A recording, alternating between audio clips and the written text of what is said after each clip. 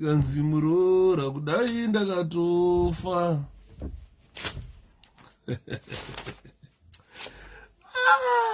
Zvikazidini kudai ndakatofa. Zvikanzi 𝗪𝗶𝗂𝗵 kudai vakatofa. Bana muumbe 𝗕𝗲𝗲𝗪𝗂𝗂𝗵.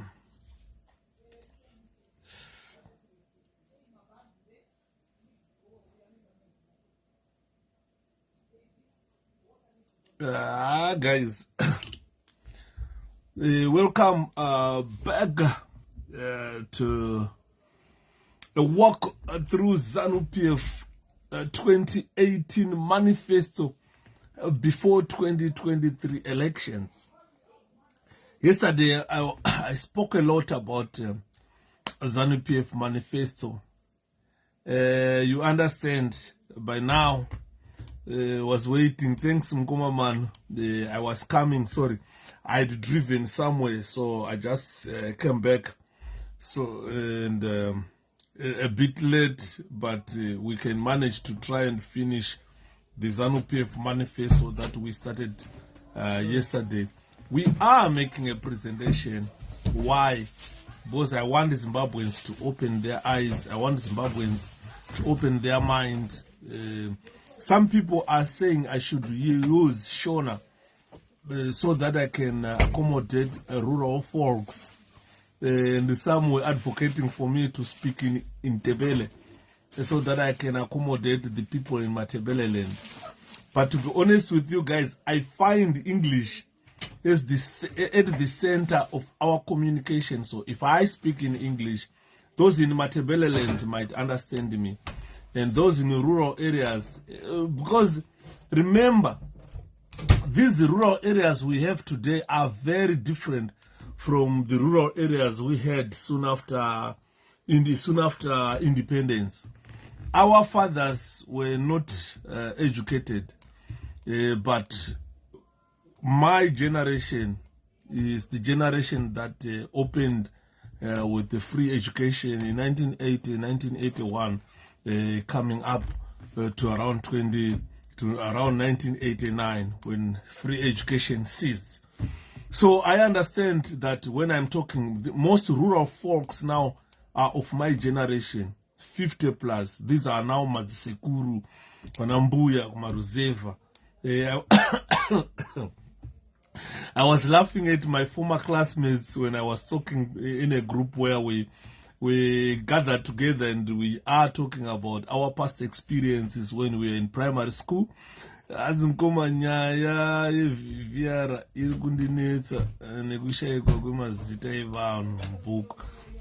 Definitely, it's another way of manipulating election. You remember, Bana Idim Nangagwa, they use money.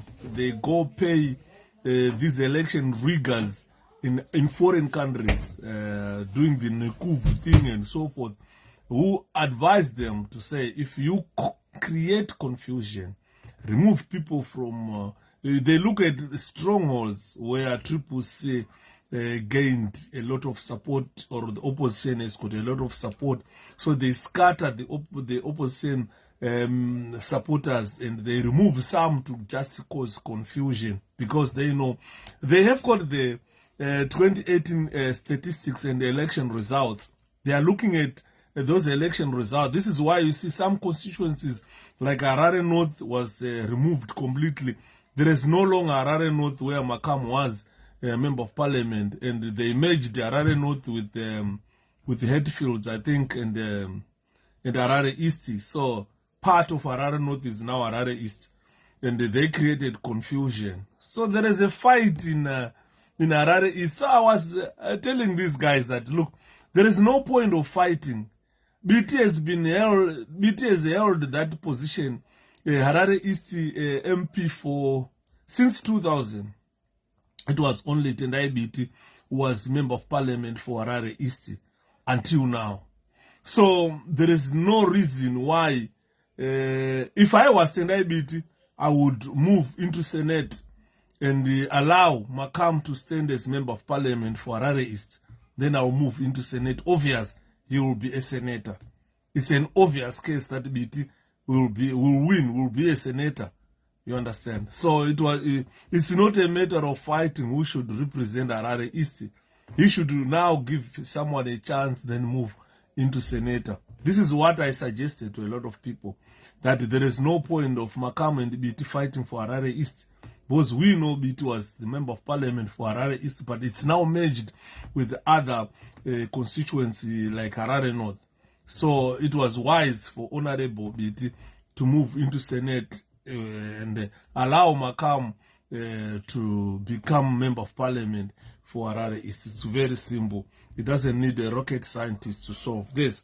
So, ladies and gentlemen, today we are continuing with our presentation looking at 𝗪𝗪𝗶𝗵's manifesto, a document that shows 𝗪𝗪𝗶, that shows what 𝗪𝗪𝗶 wants to achieve in the next 5 years. And they come to you with this document and sell it to you to say, look, if you vote us into power, we are going to do this, that. And then by the end of 5 years, if you take an audit, then you should be seeing what 𝗪𝗪𝗶 did. Right now, we are talking about the 2018 manifesto that 𝗪𝗪𝗶 used to campaign to say, if we are voted into power by 2023, what we expect to have achieved. So we are looking at their achievements tonight. We started looking at their achievements yesterday. And up to now, I haven't given a conclusion to say, did they achieve what we were talking about yesterday. If you look at the 𝗪𝗪𝗶 manifesto, it was all centered on Emmerson Mnangagwa's history, of which we don't need E.D. Mnangagwa's history. We don't need it. If it's a manifesto, we are not going to eat history. 𝗪𝗪𝗶 is not going to achieve history, because history is already past. What we want is the future of Zimbabwe. What do they expect to do for the Zimbabweans, and the future of the new generation and the current generation, and all the Zimbabweans? They want to know what tomorrow will be like. What are they gonna provide tomorrow? Instead, so far we have seen 𝗪𝗪𝗶 dwelling much on the history of Emmerson Mnangagwa, which is a distorted history, as I mentioned yesterday, that this is not the true account of what Mnangagwa did during the war. Even if you listen to Mnangagwa speaking, he doesn't talk much about the armed struggle, because he never participated throughout. He was just, he went to train in Egypt.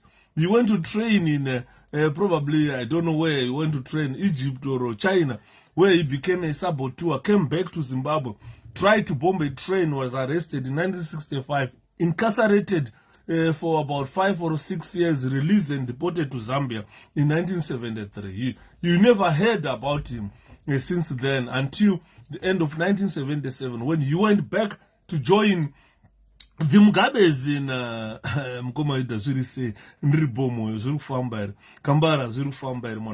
So he went back to join Mugabe's in late 1977, or at the end of 1977. He spent just a year with 𝗪𝗪𝗶 in the bush, in Mozambique, not in the bush, in Mozambique, probably in Maputo, in a hotel before war stopped. It was just a year, 1978, before war stopped. Because 1978, remember, in December, this is when the Southampton tanks were blown, and that forced the Rhodesian Front to go onto a negotiating table. And as a result, there was an election, a roadmap to election, which were eventually won by 𝗪𝗪𝗶. And in 1980, we had independence. So it was just a year that he spent probably with the Mugabe, being bodyguard to Mugabe and so forth. As you long time missionary. Remember, I'm always here, guys, making some presentations. You guys don't come. Anyway, these presentations are posted on YouTube for your benefit. Anyway, so that is the story about Emmerson Mnangagwa. And the manifesto of 𝗪𝗪𝗶, it dwelled much on the history of Mnangagwa, not in what 𝗪𝗪𝗶 expect to deliver for the starving people of Zimbabwe. So what we are going to look at, since we covered a lot of ground yesterday concerning the promises that were made by ZANU-PF to the people of Zimbabwe. So today we are going to continue looking at their promises. What are they promising the people of Zimbabwe? That is meeting the goals of the people, election deliverables. Because they were talking about election deliverables, things that they can deliver, things that they are capable to deliver, things that are within their capability, and they promise that they are going to deliver those things to the people of Zimbabwe. And they call them election deliverables, of which they were trying to meet such goals from 2018 to 2023. By now, ZANU-PF should be pointing to us that these are deliverables, and what have we delivered to you? We've done that, we've done that, we've done that, we've done that. A lot of things that they should be pointing to say we have delivered it. We are not looking at the past 43 years, guys. We are looking at 5 years. These people, they've been in power since independence. But let's focus on the last 5 years, on the past 5 years since a coup d'etat occurred in our country, which until today, some ZANU-PF people are denying that it was a coup d'etat, a coup. So we are saying, before Mugabe resigned, what was the first thing to do? These guys had to deploy tanks on the streets. They had to invade. They invaded the streets. They had to invade the Zimbabwe Broadcasting Corporation, and the army suspended all the programs of ZBC and started beaming what they intended to do as a coup. And we saw 𝗧𝗵𝗿 in the studio telling people what people should expect during that time. And they tuned in for party 3. Definitely, I am a Nyepo. So let's get into business now, ladies and gentlemen. ZANU-PF, when they came to you in 2018, they say they've listed deliverables, key drivers of their vision and promise. They say this is key driver for their vision and promise. Can someone close the door for me, please? So, what were the election deliverables? First of all, these guys spoke about agriculture. They went into mining. They spoke about mining. They spoke about manufacturing. They spoke about transport. They spoke about water and sanitation. Then ICT. These were on ICT. They also looked into financial services, tourism. They looked into cooperation and development.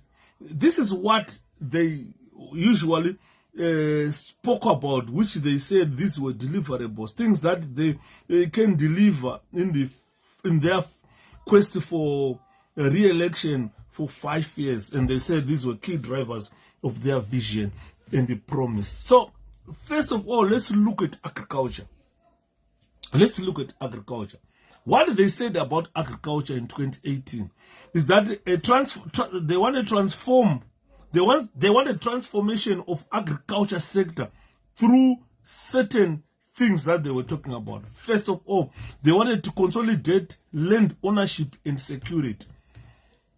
This is what they wanted to do in agricultural sector transformation. First point that they said or they wanted to do is consolidating land ownership and security. Up to now, since they came into power in 2018 until today, not even one of them in ZANU-PF ever brought this issue forward to say, look, let's consolidate land ownership and security. They never did that because there are certain reasons why they can't consolidate land ownership and security. This is why you see, even if they redistributed land to their ZANU-PF people, they say don't build permanent structures, because they know that land is a property that you cannot simply appropriate or take away without compensation. Because there were improvements which were done there. There were farmhouses which could cost about 300,000 to 400,000 each house, 300,000 to 400,000 pounds. There were properties like tractors, machinery, and so forth, which were not land. If they wanted land, they should have allowed the owners, the people who occupied land at that time, to take their properties away, but they did not allow that. They appropriated even the properties. So there are still international laws that are being used against ZANU-PF or against ZANU-PF, let me say ZANU-PF, which will lead to properties belonging to Zimbabwe being forfeited for sale. The Strand Avenue house in London, that house can be taken away and sold once these courts come up with the conclusion to say, look, Zimbabwe must compensate the owners, and those owners, they've got paperwork, they've got their properties that they had on the land. It's not about land, it's about the properties that were within that these people had, which they are claiming in international courts. 𝗪𝗶𝗳𝗵, they are claiming this in international courts.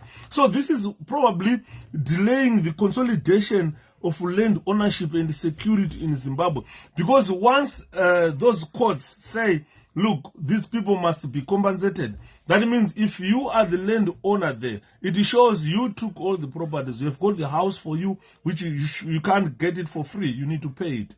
You took properties, tractors, machinery, equipment, quite a number of the properties that you benefited, of which you can't just take things for free. You can't. There is no country like that, where you unongomunga uchiti ndikuda Brazil, ndikuda matractor aripo, kana papa ne 10 matractor atove ako iwewe, andiona, kana papa nemba yatove yako iwewe. Hakuna nyika inoranwa kudaro. This is why you see Zimbabwe is in this mess. Minister C, how are you? This is why you see Zimbabwe in this mess. So if they talk about consolidating land ownership and security, they can't do this before these issues are solved and these people are compensated on what they had improved. The land belongs to the country, that's fine. You can get the land, but you cannot get my pant. You can't get my shoes. You can't get my car. You understand? You cannot appropriate my property, my house, my household property, my cars, my tractors, my shoes, my clothes. Those things are personal. They are not land. You cannot take them away. Unfortunately, ZANU-PF took everything. Equipment, they took everything. So since 2017 up to 2023, nobody in ZANU-PF spoke about consolidating land ownership and security. Nobody raised that point when they were, most of them, they were just busy looting, smuggling gold, smuggling minerals outside the country, making money for themselves and their families, whilst people are starving in our country. They spoke about increased production, productivity, and food security.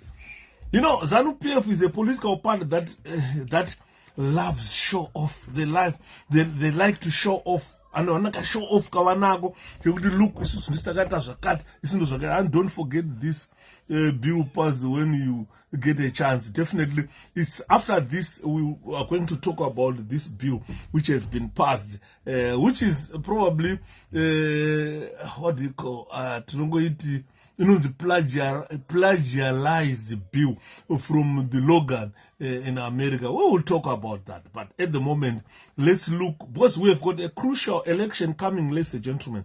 The election is crucial, and the people need to know. Thanks, my Nunu, how are you?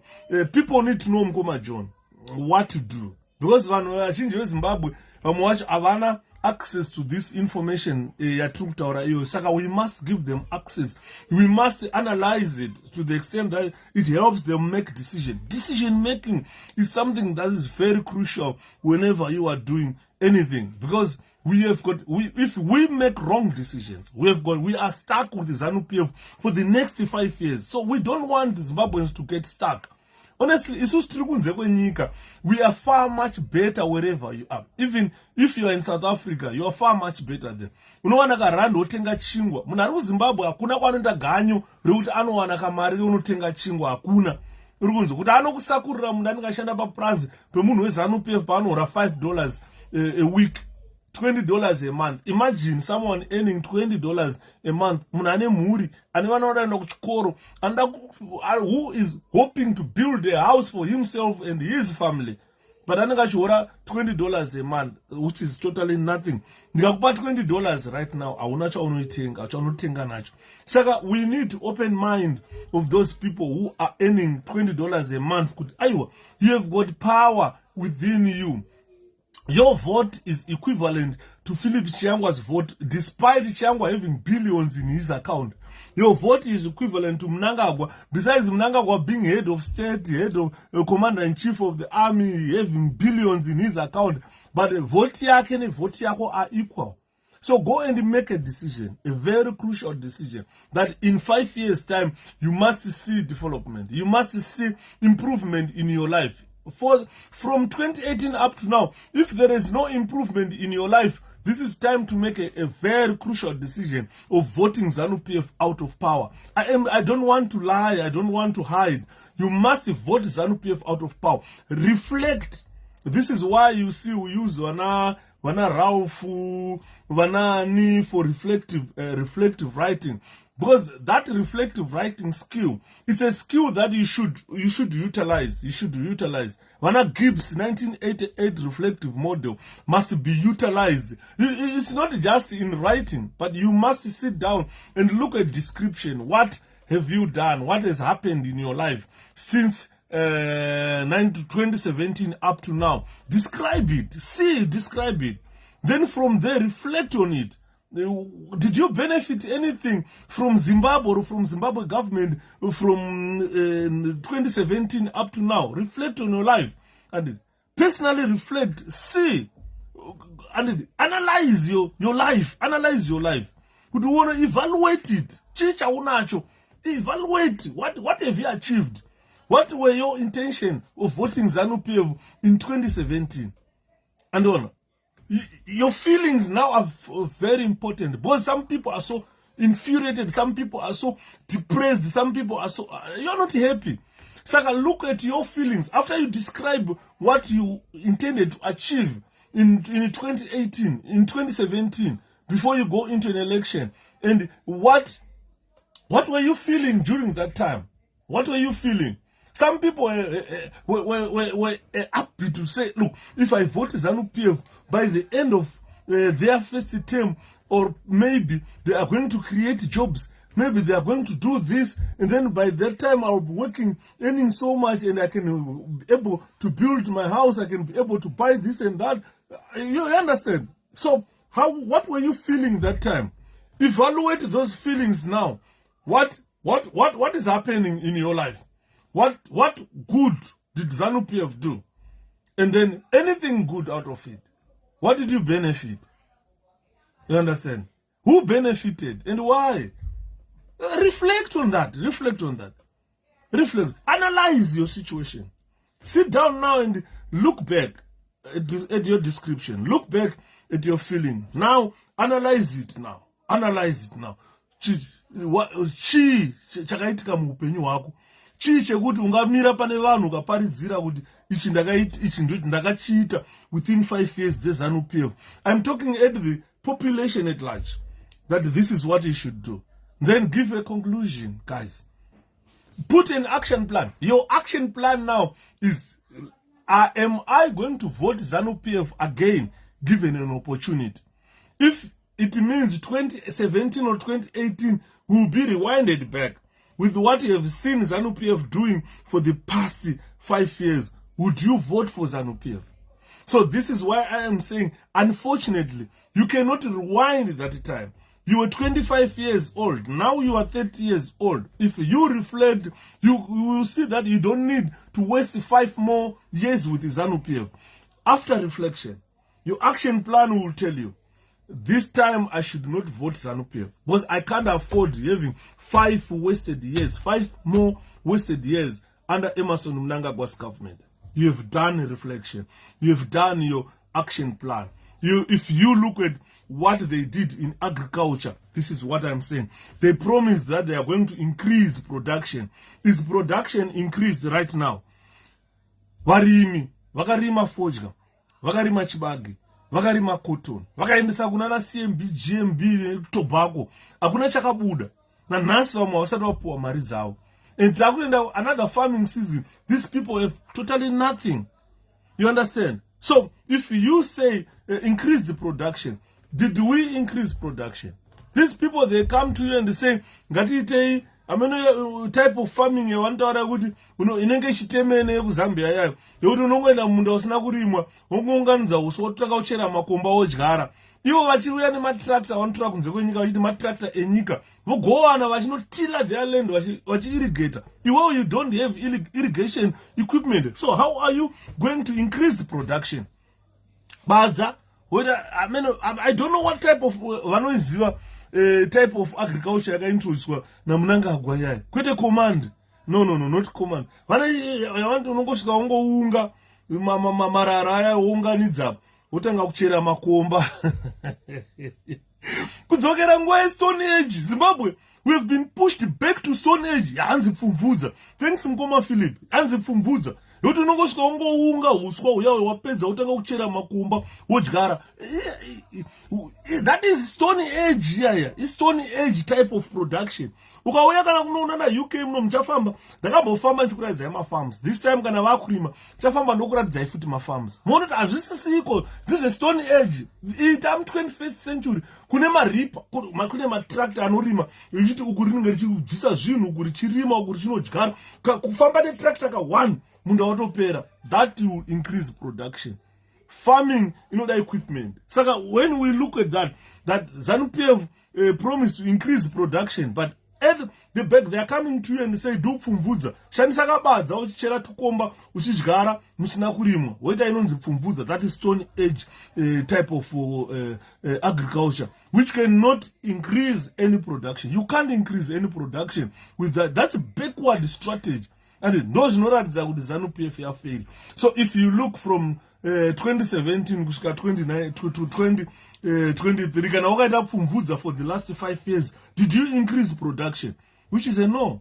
Kana pana increase production nepfumvudza ngaanditaurire kuti ini ndakaincrease production gore raka 2017 2018 ndakakohwa masaga akati echibage, 2019 akati echibage, 2020 makati echibage, 2021 2023 hatichatauri, hatibona, because totally there is nothing known as increasing production. Uchishandisa pfumvudza uchirima nekabadza uchichera tumakomba ivo vachirima nematractor.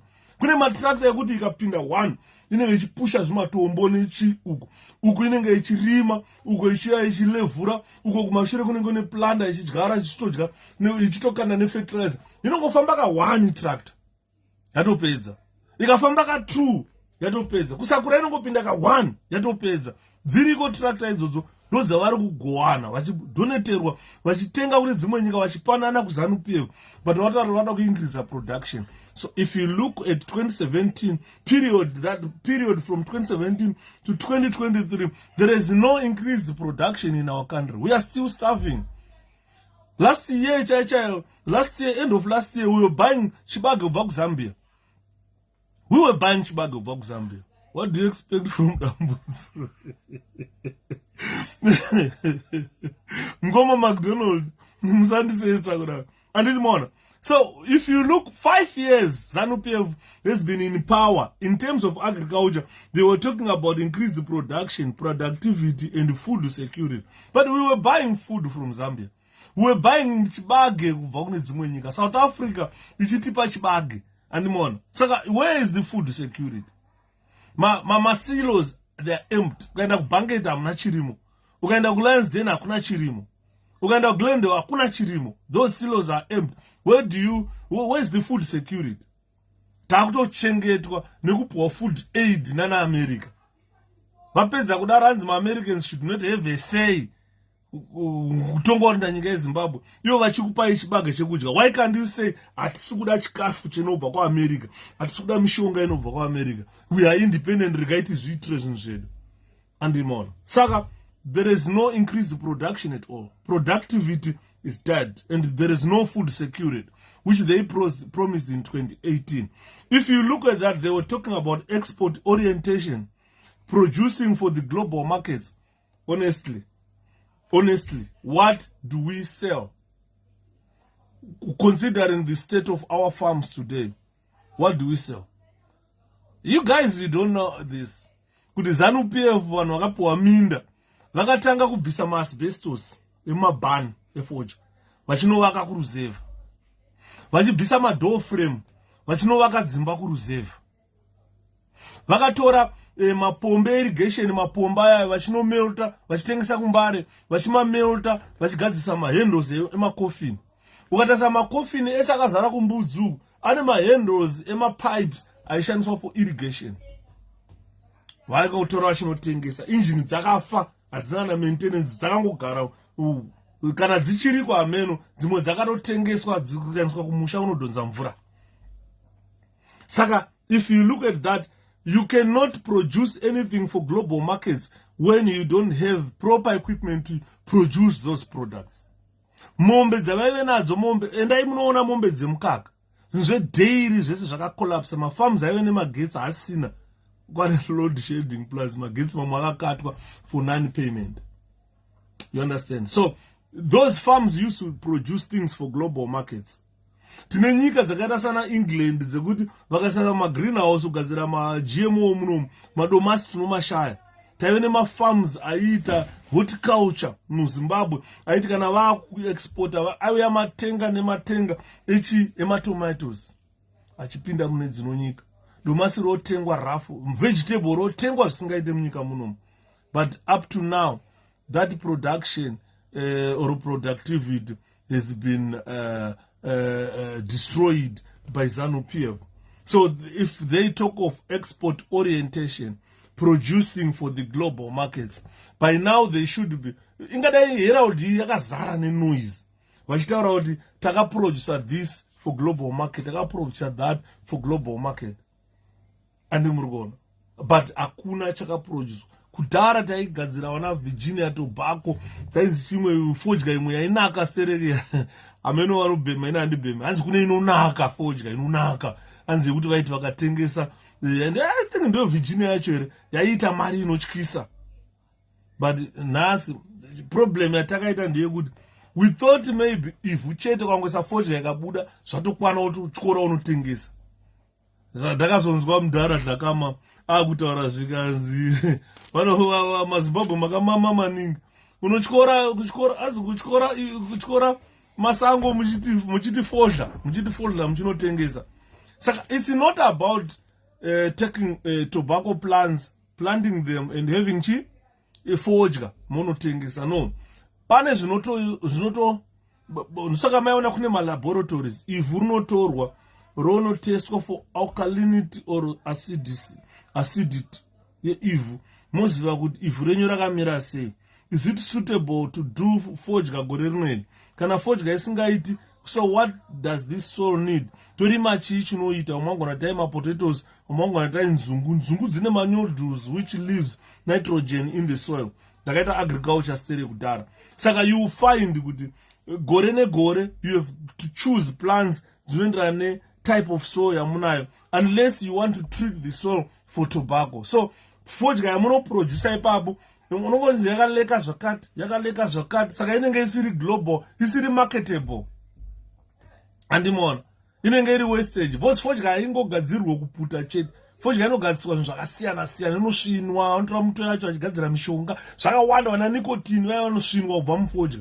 Saka zvakawanda zvinogadziriswa fodya. Saka ramune fodya isina nicotine yakakwana, hamuna kwamunoitengesera, because macompanies anoda kutenga fodya kunosvina anotaura kuti fodya yenyu haina zvakati zvakakwana, we cannot buy it. Nosaka wachona ichigradwa wachinzi vana mbomfu nani fodya indogradwa kuti kana yagradwa vanoziva kuti iri grade rakati refodya inonopuriswa kuti zvakati.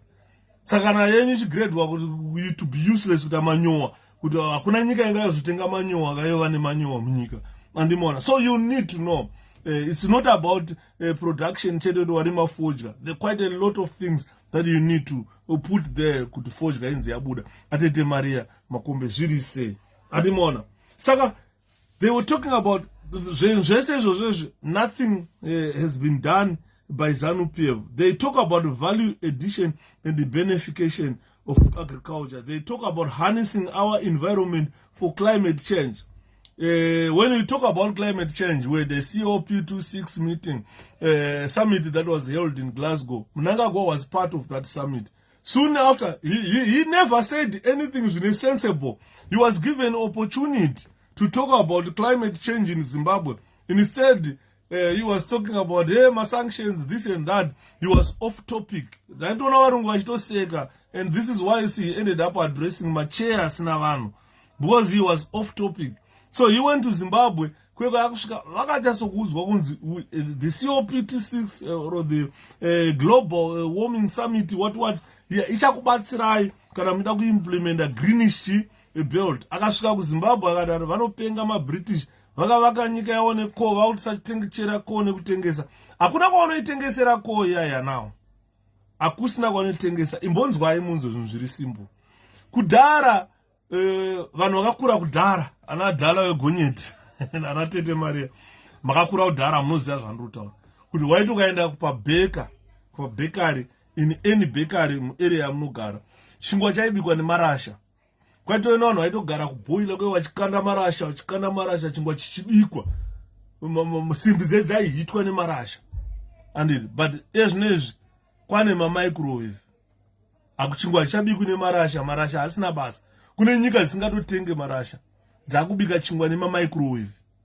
Ndiri boa dhala wegonyeti andimuona. Saka muri kuona kuti marasha aya ari kuenda achiita out of use. Muchasara munawo kuZimbabwe munoashandisa kupi anditi. Nyika zhinji dzakamove away from marasha, vakushandisa mabig microwave. Pabekari randaishanda inini Ukaroi taive very big microwave yoti waiti mukapedza kukanya chingwa chaikanywa nemushini chokandwa paye mumapani choiswa mumicrowave muya chenga chitenderawo chitochiona motoseta time yekuti chaibva kadza bhero rake otoziva chingwa chaibva. Microwave inovhura yega kuti bhuu munongotodhonza chete moisapo chingwa makutopeka chakuenda bon bakery ya andimuriona. Saka hakusina chingwa chabikwa nemarasha. This is why pa 𝗕𝗵𝗂 yakataura kuti no guys, tikukonzera global warming tega. Zvirwere zvimwe zvatakuona zviri kuitika zviri kuuya through global warming. But Mnangagwa instead of agreeing nevanhu kuti abatsirwe akadzoka kuZimbabwe akati maBritish anopenga. Akuita ngesummit yanga iri for the British. It wasn't for the British, it was for the world. He went back home, misdirected people. He went back home, Mnangagwa, misdirected people, misinformed people. And he said, we are going to continue kuchera marasha edu, to shandisa marasha edu. Apana nokurambidzai, go and do it, but you cannot sell them anyway. And Saka, you will find that instead of him trying to harness the climate change and harness the environment to try and bring back the greenish, yaivepo kudhara munyika, Mnangagwa zvakavharana. Chingwa iko zvino chakukanywa chaikanywa nemagambutsu kudhara, chikauya chakukanywa nemushina. Nekushayika kwemagetsi tadzokera kumagambutsu, takudzokera kumarasha. We are the only country change yakushandisa marasha kubika chingwa. Andimona. The problem yazvinoita manje ndeyekutaura kuti we pollute the environment. Zvakafanana vanhu vakaita science, ndakaita science kuchikoro. Ndakaita general science. Saka unaita general science unodzidza zvese. Andimuri kuona carbon dioxide is clueless, void of knowledge. Definitely is ignorant. Carbon dioxide tikadya isusu chikafu nekufema tinodhonza oxygen. Oxygen yatinodhonza iyi inogadzirwa nemiti yamunoona panze. green leaves patinoburitsa carbon dioxide ndo inodiwa green leaves for photosynthesis. Kana aita photosynthesis yawo green leaves aya anozoburitsa oxygen. Saka they keep the environment under check. Isusu we breathe the oxygen inobva kumiti iyoyi. Saka ukaona miti yamakuitema makusara muri mugwenga, ndosaka uchito kaenda kana kugwenga auone life mugwenga. Mudesert hamuna life because hamuna oxygen irimo iri limited. Andiona, saka kana makutema miti yese kusara musina miti inogadzira carbon dioxide kuita oxygen kuti muwane kufema, muwane utano, muchaita sei? Andiona, saka ndozvatiri kunzi isusu izvozvo varume ngatizvimisei. Ukada kuona a very good example, andisoda kuti muzvi experiment because munopera kufa. Motora mbaura kana kuti chitini cheche mochibora bora. Motora mutini memoisa marasha. Mobatidza marasha aya kana apera hutsi endai munoaisa mumba kana kuchitonhora. Anenge achiglow achibvira kudai. Momaisa mumba. Mukamuka kuseni muri vapenyu mundibvunze. Mukamuka kuseni muri vapenyu marara mumba maka muchidziya marasha mumba ko mondibvunze. Because ko yeye painopisa paipa because kuti moto ubvire unoda oxygen. Vanoziva the triangle of life. Vanoziva triangle of life. Fire triangle kuti panodiwa ignition, panodiwa oxygen, panodiwa fuel. If you remove one of these things ipapa moto unobva wadzima. Saka what it shows now is mukatora mbaura iyai mukanoisa mumba inenge ichida oxygen. Saka inodraina oxygen yese kuti irambe ichibvira. Because oxygen yacho ikashayika moto unodzima, mbaura inodzima. Saka kana zvadaro oxygen yepa inonge ichitorwa ichibatidzwa moto ichikipa the fire going kunoproducwa inonzi carbon monoxide. And carbon monoxide yoyo it's a gas rekuti aismell, you can't feel, you can't smell it. But ukarara you just go unconscious, that is you are gone. Wotofa. Andimona. Saka ndikutaura kuti don't experiment this because munopera kufa. Kutora mbaura moisa marasha moisa mumba movhara mawindo muchidziya morara muka muri vapenyu kuseni mondibvunza. Oro else unogona kumuka muri uri mupenyu because wararama one oxygen yanga chingodai dai, but unomuka une musoro wekuti kana neondora panapa kutofa kwandakuita. Andiona, but kazhinji kacho carbon monoxide yo inoproducwa ipapo you die. Andiona, saka ukamwisa mbaura mumba ukavhara madoo ukadziya mbaura yoyo, that is it. Watodziya for good. You don't come back. As I said the story, I lost two friends last kumabvuku. Very sad story. We have lost a lot of people. Hama nekusaziva ikoko. Saka kana tine government isingaite impart such type of knowledge to the people, vanhu vanopera kufa. Saka marasha, they are very dangerous. Very dangerous. As we nearly died, the whole family now, yeah, very dangerous. Nekuda kwembaura. Mbaura yakaipa inouraya. Andimaona. Because chinoitika nchekuti for fire to glow kana moto ubvire panodiwa just three things. Panodiwa source of ignition, panodiwa fuel, panodiwa oxygen. Zvinhu 3 izvozvo ndozvinoita kuti moto ubvire. Zvikasangana zviri 3 pandobvira chete. Asi ukabvisa oxygen pakasara source of ignition nefuel apo hazvibvire. Pepa charo ukatora pasina oxygen kuda kuribatidza rodzima moto haubviri. Saka vachiona vachiti kana vakuya kuzodzima moto vanouya kuzoeliminate one thing out of those 3 to put out fire. Andimaona. Saka if what we are saying now is we failed fire safety training here. Takuto knowledge yo ikandogara nchudza vanhu kuti I'm a forensic scientist, I'm as well a teacher. Knowledge yo ndakatoenda kuuni kunodzidza ndodzima moto ini. I'm a firefighter. Andimaona. Saka if you see what we are saying here, guys, in terms of agriculture, ZANU-PF for the last 5 years failed dismally to ensure that what they promised you is put into practice. And up to now, even if you ask them, what did you manage to achieve in terms of agriculture on your promises, they have achieved nothing. They spoke about establishing irrigation facilities of 200 hectares per district. Let's go, my district. They are not talking about a province. They are talking about Urungwe district, Makonde district, Manikale, my districts. In every district, they were talking about establishing irrigation facilities of 200 hectares per district. Let's go today. Let's go tite audit or tite audit kako tichiona kuti Urungwe district kune 200 hectares here ziri under irrigation dzakaitwa neZANU-PF. Akuna.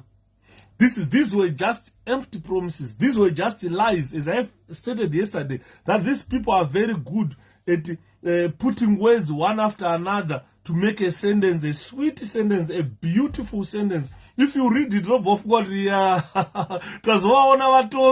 and it more. But akuna chino Buddha, practically, they are incapable of delivering these promises.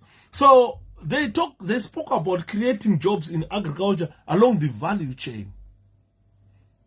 Anshada kutaura ipapo kuti nezuro vakakukura ma street kids Harare CBD, ma street kids akakukurwa, they were taken to court and put in prison because Mnangagwa, what he did is he released hardcore criminals, ma rapists, ma carjackers, ma murderers. They were released, and he went into Harare kukukura ma street kids aya kunowakanda kujeri in place of the hardcore criminals. So when we talk about creating jobs, if Mnangagwa was supposed to take those youngsters from the streets and take them to factories, could right guys, munema factories imim, tinema street kids who are not employed, but at least one gonna clean up a factory. Vanogona kuita mama general work isingade chikoro isingade kunyora anditi mona vadzidzise basa mowabhadhare. Employ these people. Instead he took all of them and put them in prison. But he's talking about creating jobs in agriculture along the value chain. Ndira kutaurira guys kuti ukatora street kid uya imbomutora one street kid wenda naye pa farm womuratidza kuti mupana wona tractor inodrivewa so munda unorimwa so. Tractor dzese dzaidrivewa nana baba vedu vasina kana chikoro kumaprazi. Believe me, vanhu vakakura time yatakakura isusu. Believe vanhu vakakura time yatakakura isusu. Kumaprazi kwaive mudhara wese aishanda paprazi aive nekabhuku kaive nako, kabhuku kadiki so kekuti akapinda basa nhasi panapa murungu anonyora mukabhuku imomo zita remushandi, namba dzechitupa kana anacho, onyora address yefamu, onyora kuti ndaemployer ningi paprazi, obva aisa signature yake uyo wesasika onyora x kana asikagoni. Paseri pepeji iroro murungu achadescribe maduties achaitwa nemunhu iyeyo. Ndichamudzisa kurima munda netractor, kana munhu anenge achigobora, kana general duty anenge achisakura, anonyorwa duty rako. Vanhu vakakura nguva yandiri kutaura iyo vanozviziva. Vapedza kudaro murungu paanenge achikudzidzisa achikuita sei zvese anenge achinyora improvements ako ipapo achikudza kuti ndiri kumupa pay yakati, mari yakati. Saka waiti kana ukabuda paprazi ipapo, you didn't require a reference. You didn't require a reference. Now they did not commit a crime. They were just rounded up as Mruta loitering Muharare and put in prison. And then murugona, saka waituka buda basa paprazi, you didn't require a reference. Kabhuku kako was enough reference. Ukaenda pafamba mochinotsvaga basa, unongosvika pa murungu yopa ruda basa unoti kabhuku ako iyaiverenga kabhuku akaoza kuti alright uyu munhu anogona zvakati but ndogona kumudzisa futi zvakati kudriver motikari, kudriver rori, saka ukaona vanhu vemaprazi vaishanda maprazi kudhara ndo anga reference yavo, ndo mane maskills avo ipapo. Saka waiti murungu kana akuda driver ongosingaende kuVID kunopuwa license yekudriver tractor. No, murungu aikutraina paprazi ipapo otonyora ndatraina munhu kudriver tractor, anorima netractor anda zvakati. Kana wakutsvaga basa waitoenda kunotsvaga basa. Kwakusina tasikazivi zvitamba zvotorwa kwaVID zvatakuona mazuva ano. Waidzidziswa nemubhunu paprazi kurima. Vanhu vakakura kudhara vanosaka kurira kumapurazi tikukudzai zvataiona kumapurazi. Saka varungu, they used to create jobs in agriculture along, that is a value chain. They wanted to implement it between 2017 and 2023, which they did not. And they promised to drill 2 boreholes per district. Anyway, tina about how many? About 1,900 districts, 1,950 districts in Zimbabwe, I think. So they promised to drill 2 boreholes per district. Kana uri munhu anoziva district, 2 borehole per district, that is totally nothing. That is totally nothing. That is totally nothing. Yes, Ngoma John, and he released the rapists and murderers because he fit the profile. Yeah, he is protecting his brothers and sisters. But as much as Oxiria Mnanga watch rapists, Chakado release papa. And the mon. Sakanya to Torabana, Doctor Good. One government is trying to drill 2 boreholes per district. My boreholes 2. Even I can drill 2 boreholes per property pound. I can do 2 boreholes. Because that district race rented 2 boreholes in 5 years. Guys, Zimbabweans, sure, are you for real? Are Zimbabweans for real? Sometimes I'm ashamed to say I'm a Zimbabwean. If I talk to people from various countries when we meet, especially in university, I'm so ashamed to call myself a Zimbabwean. So ashamed. Because what our government does and what the ruling party does, if this spills to other countries, then the way they will see us as valueless people. Even South Africans, they used to think we are so educated. This is why we were highly regarded in South Africa. Today, they tell you that besides your shit education, what else do you know, Zimbabweans? You brag here about a quadratic equation. What does quadratic equation do when it comes to economy? With your quadratic equation, you are drinking sewage in Harare. You are dying from cholera in Harare. You are fleeing your country with the quadratic equation in your head. And to say is it because muri kudrilliwa maboreholes, muri kumwa maborehole, mvura yemborehole, untreated water muHarare. Mvura yekuti ukageza inogona kupa mapundu. Skin yako hairadziki kuti wageza, unenge wakacheneruka kuti mbu. Quadratic equation yako. Sometimes ndokachifila kuti hey akomana, am I Zimbabwean? Is this a curse? Being born a Zimbabwean, is it a curse? You understand? So in terms of agriculture, like what I've stated, that these guys, they were talking about transformation of the agriculture sector through consolidating land ownership and security, increase the production, productivity and food security, export orientation, producing for the global markets, value addition and benefication, harnessing our environment for climate change, establishing irrigation facilities of about 200 hectares per district, creating jobs in agriculture along the value chain, drill 2 boreholes per district. This is what they promised to do in terms of agriculture from 2017 to 2023. So let's go back to Zimbabwe. Let's carry out an audit. The stock taking of this document of their promises to see what did they achieve in their manifesto. Totally nothing. And there is no point of you voting ZANU-PF. Kana uri muZimbabwe nakangwara hanzi network namukoma fidza network yaramba here mudaro munozoenda pa YouTube munoteerera. So there is no point of voting ZANU-PF because what they promised in terms of agriculture, they did not do anything, and they are bringing the same promises again for 2023-2028 elections. These same promises were there in 1980. Until today, they fulfilled nothing, and you still go vote ZANU-PF. ZANU-PF inopenga chete atete mas vanodunya. So from there, ladies and gentlemen, the second promise that ZANU-PF did, the election deliverable that they spoke about, meeting the goals of the people. They said meeting the goals of the people. They spoke about mining. They spoke about mining. Zisco still yakavarwa. Kana shara mining in Zimbabwe, without mining, we start talking about Zisco steel.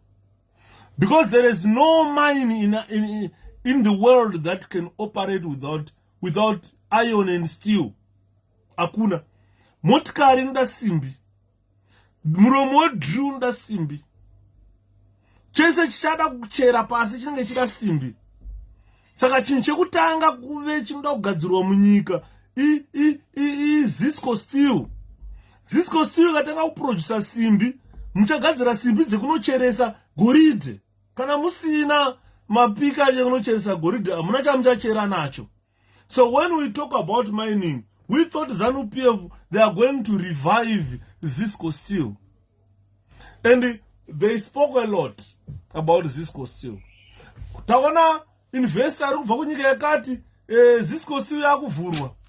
Up to now, it's a song or a chorus that has been done by ZANU-PF that Zisco steel will reopen. 5 years gone now, we have never seen anything of that sort happening in 𝗪𝗂𝗪, where Zisco steel, or 𝗪𝗂𝗪, where Zisco steel was based, and in more. So what were the promises? They wanted transformation of the mining sector through 1, opening the mining sector for business. 2, increasing production and productivity. 3, mechanization and modernization of mining. 4, formalizing, recognize, support and protect and registered artisanal and small-scale miners. 5, export orientation. 6, value addition and benefication. Some of them are just the repeat of what ZANU-PF said during agriculture, like value addition and benefication, export orientation. These are the points that we once discussed in agriculture, which they put again in mining, which were never realized or recognized. You understand? So if we talk about formalizing, recognize, support and protect and register artisanal and scale and small scale miners, it's a sad story when we revisit this point that they put in their manifesto. Atete manonoga panapa nezurona nasi nduta kupisa ZANU-PF through their manifesto. I am walking through ZANU-PF 2018 manifesto before 2023 elections. I am doing this so that people can open their eyes. People can make crucial decisions. People must reflect. I spoke about Gibbs' reflective model that I spoke about. That when you are reflecting on the manifesto of ZANU-PF, please, let's use a recognizable model like Gibbs' model. Especially, it's my favorite because it gives you opportunity to describe things.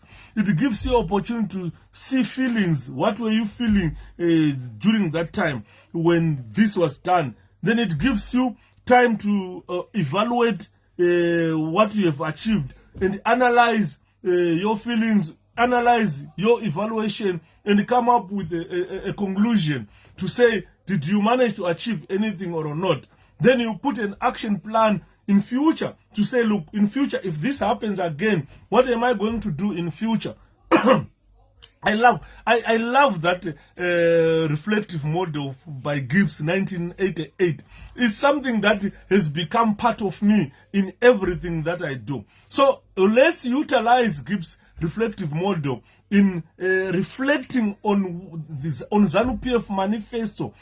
The action plan, as I have stated on, is there any reason after you evaluate your feelings before 2018 election, before or during or after you read this manifesto as ZANU-PF, go into election? A lot of people, they went into 2018 election after this manifesto 𝗓𝗵𝗶 was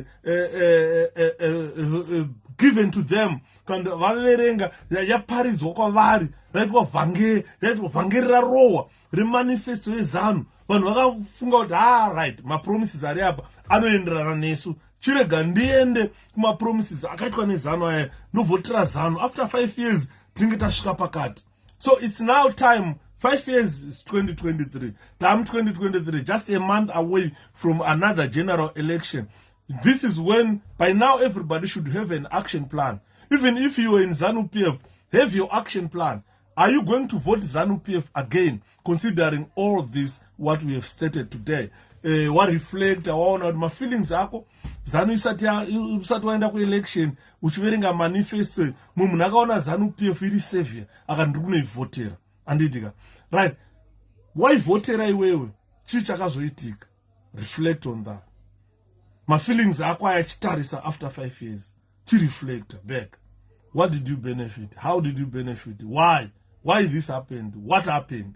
And when did this happen? And reflect on, be critical. Criticize yourself. Criticize yourself. Look at what happened in the last 5 years and be critical of that and see if you can, you can come up with an action plan to say, look, I'm going to vote ZANU-PF again this 2023 election. To be honest with you, no one is in his rightful sense. Hanzi makadini komayudha kutomuka nawo kubva kuhope bataibasa vanhu vavhurike about this shit ZANU-PF. Thank you so much. Saka nyaya tikutaura pandeye kuti considering their manifesto, that's a ZANU-PF manifesto, their manifesto is something that is nailing them, something that has driven voters away from ZANU-PF. If you once voted for ZANU-PF, this is your time to reflect. This is your time to put an action plan to say, no, 2023 election, harmonized election, I am not going to vote ZANU-PF. At this time, vakaenda kuhondo ngavavoterane. Vasina kuenda kuhondo tovoterana, that's all. Thank you so much, Mkoma man. Saka, I am looking at mining, ladies and gentlemen. Transformation of the mining sector, according to ZANU-PF. They wanted to open the mining sector for business. Let's look at the mining sector today. Let's look at it. They wanted to open it for business. All the mines belong to 𝗪𝗏𝗪𝗂𝗵's children. Out of his 46 children, they own gold mines, they own chrome mines, they own everything. Hakuna an ordinary Zimbabwean anomira achitaura he owns a mine. It's all those mines now, they belong to 𝗪𝗏𝗪𝗂𝗵's children. And the former Rhodesians, vakaita saRudland, vakaita sana Macmillan, vaive minister mu-Rhodesian government. Those are 𝗪𝗏𝗪𝗂𝗵's friends. Hakuna munhu anomira achitaura kuti inini I own a mining business in Zimbabwe. Hakuna. And more. If you increasing productivity and production, hakuna production increase. Mine inoshanda nemagetsi. Haungaende mugodhi kuno jeka amara yaya isingashande nemagetsi uchinochera nebhatiri. And one mvura yemine inopombwa nemapombe anoshanda nemagetsi. When there is 20 hours of load shedding, how are you gonna pump out that water from the mine? This is why you see a lot of migodhi ringodirika, because mvura ikawanda meme mugodhi unosekesa unodirika, it collapses. A lot of people are dying vachingofusirwa mumigodhi havasi kufukunuru. So because pamunenge muchichera paipa mvura inenge ichibuda mugodhi inozara. Saka what you need is to pump that water out. Muchichera muchitakura ivhu ramachera regoridhe muchiburisa panze richinoprocess. That is not happening. Saka hakuna increased production in any mining. Ndosaka vari kuona vakutaura kuti let's recognize and formalize or support the unregistered artisanal miners, small scale miners. Vanhu vanongosvika panapa ona kuti pangaite belt regoridhe rototanga kuchera vachidzika vachichera vachingoita tugoridhe vachitengesa tumagrams tushomanini itikoto vachitengesa tushomanini itikoto. But what is happening now ndezvekuti for the past 5 years Ma small scale miners acho, they were attacked by Mashurugwi, vanhu vaEmerson Mnangagwa na Owen Mudha Ncube with machetes. Vachitorwa goridhe vachita sei. Waiti ukaonekwa uchichera goridhe nanasa kupwanya vana vaED, waiuya waizvambaradzwa, wairohwa zvikurohwa zviya. The videos are there. I've shown you these videos for the last 5 years. Vanhu vachirohwa. Vachirohwa mumapurazi, vashandi vemapurazi vari kuhora $5 a week. Vachizvambaradzwa kurohwa zvikurohwa zviyazvo. So there is nowhere this ZANU-PF government has formalized that. Has formalized the small scale miners. Has recognized the small scale miners. They are not recognized. They are not formalized. They are not supported. They are not even protected by the law. This is why you see they are bludgeoned on daily basis. The mines collapse. Nobody cares about retrieving the dead bodies. Hama dzinochema dzakamira pamusoro pechuru. Watsitsirirwa pasapa. Because there is no support from the government. You understand? So, for the past 5 years, ZANU-PF has dismally failed to formalize small-scale farmers, miners. Has failed to recognize them. Instead, the government is macheting them. We have seen incidents where police were killed by machetes by these Mashurugwi gangs. Recently, I posted a video where they were attacking a certain group of youngsters. Why are you mining here? You saw the video on my wall. If you didn't see it, you request it, I'll give you. Video. My small scale miners, actually, they are not allowed to mine in certain areas. Kangonika uchichera chete, utotakwa nemabwe, utotakwa nemazibhemba. Mapurisa akada kuuya urawa, takaona masapota achitemwa nemabhemba. And more. Because ZANU-PF ine mamilitias, ine zvigevenga, zvinotema vanhu nemabhemba kuti panapa sei wachera panapa. So it has failed to formalize, recognize, support and protect small or unregistered and small scale artisanal miners. They talk about export orientation, a point we discussed earlier on. But looking it in mining, this point is very crucial. There is no export of gold that has happened since 2017 to now. Gold has been smuggled out of Zimbabwe. That guy, known as Scott, he said in the last 5 years, he smuggled 60 tons of gold, 60,000 kgs of gold from Zimbabwe. He smuggled 60 tons of gold. If you ask him where did you put the money, you have seen Scott Agarara Pamsoro pay billions and billions of US dollars.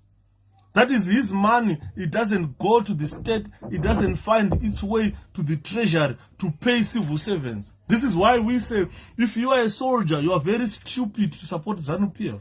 If you are a prison officer, you are stupid to support ZANU-PF. If you are a policeman, you are very silly, you are a moron when you support ZANU-PF. Because the money that is supposed to pay you, you are being paid $20 US a month. You are being paid $50 a month. Whilst Scott is taking all the loot, the money that is supposed to be sold outside, gold sold outside the country, exported outside the country, money is coming to treasury, and you are supposed to be earning about $1,800 to $2,000 US a month. I am saying what a soldier must earn, a private soldier. Musoja, kana tichiti nyika yakabvaruka yakaondongeka, nyika haina mari. Musoja muZimbabwe anofanirwa kuwana a minimum of $2,000 US, a soldier.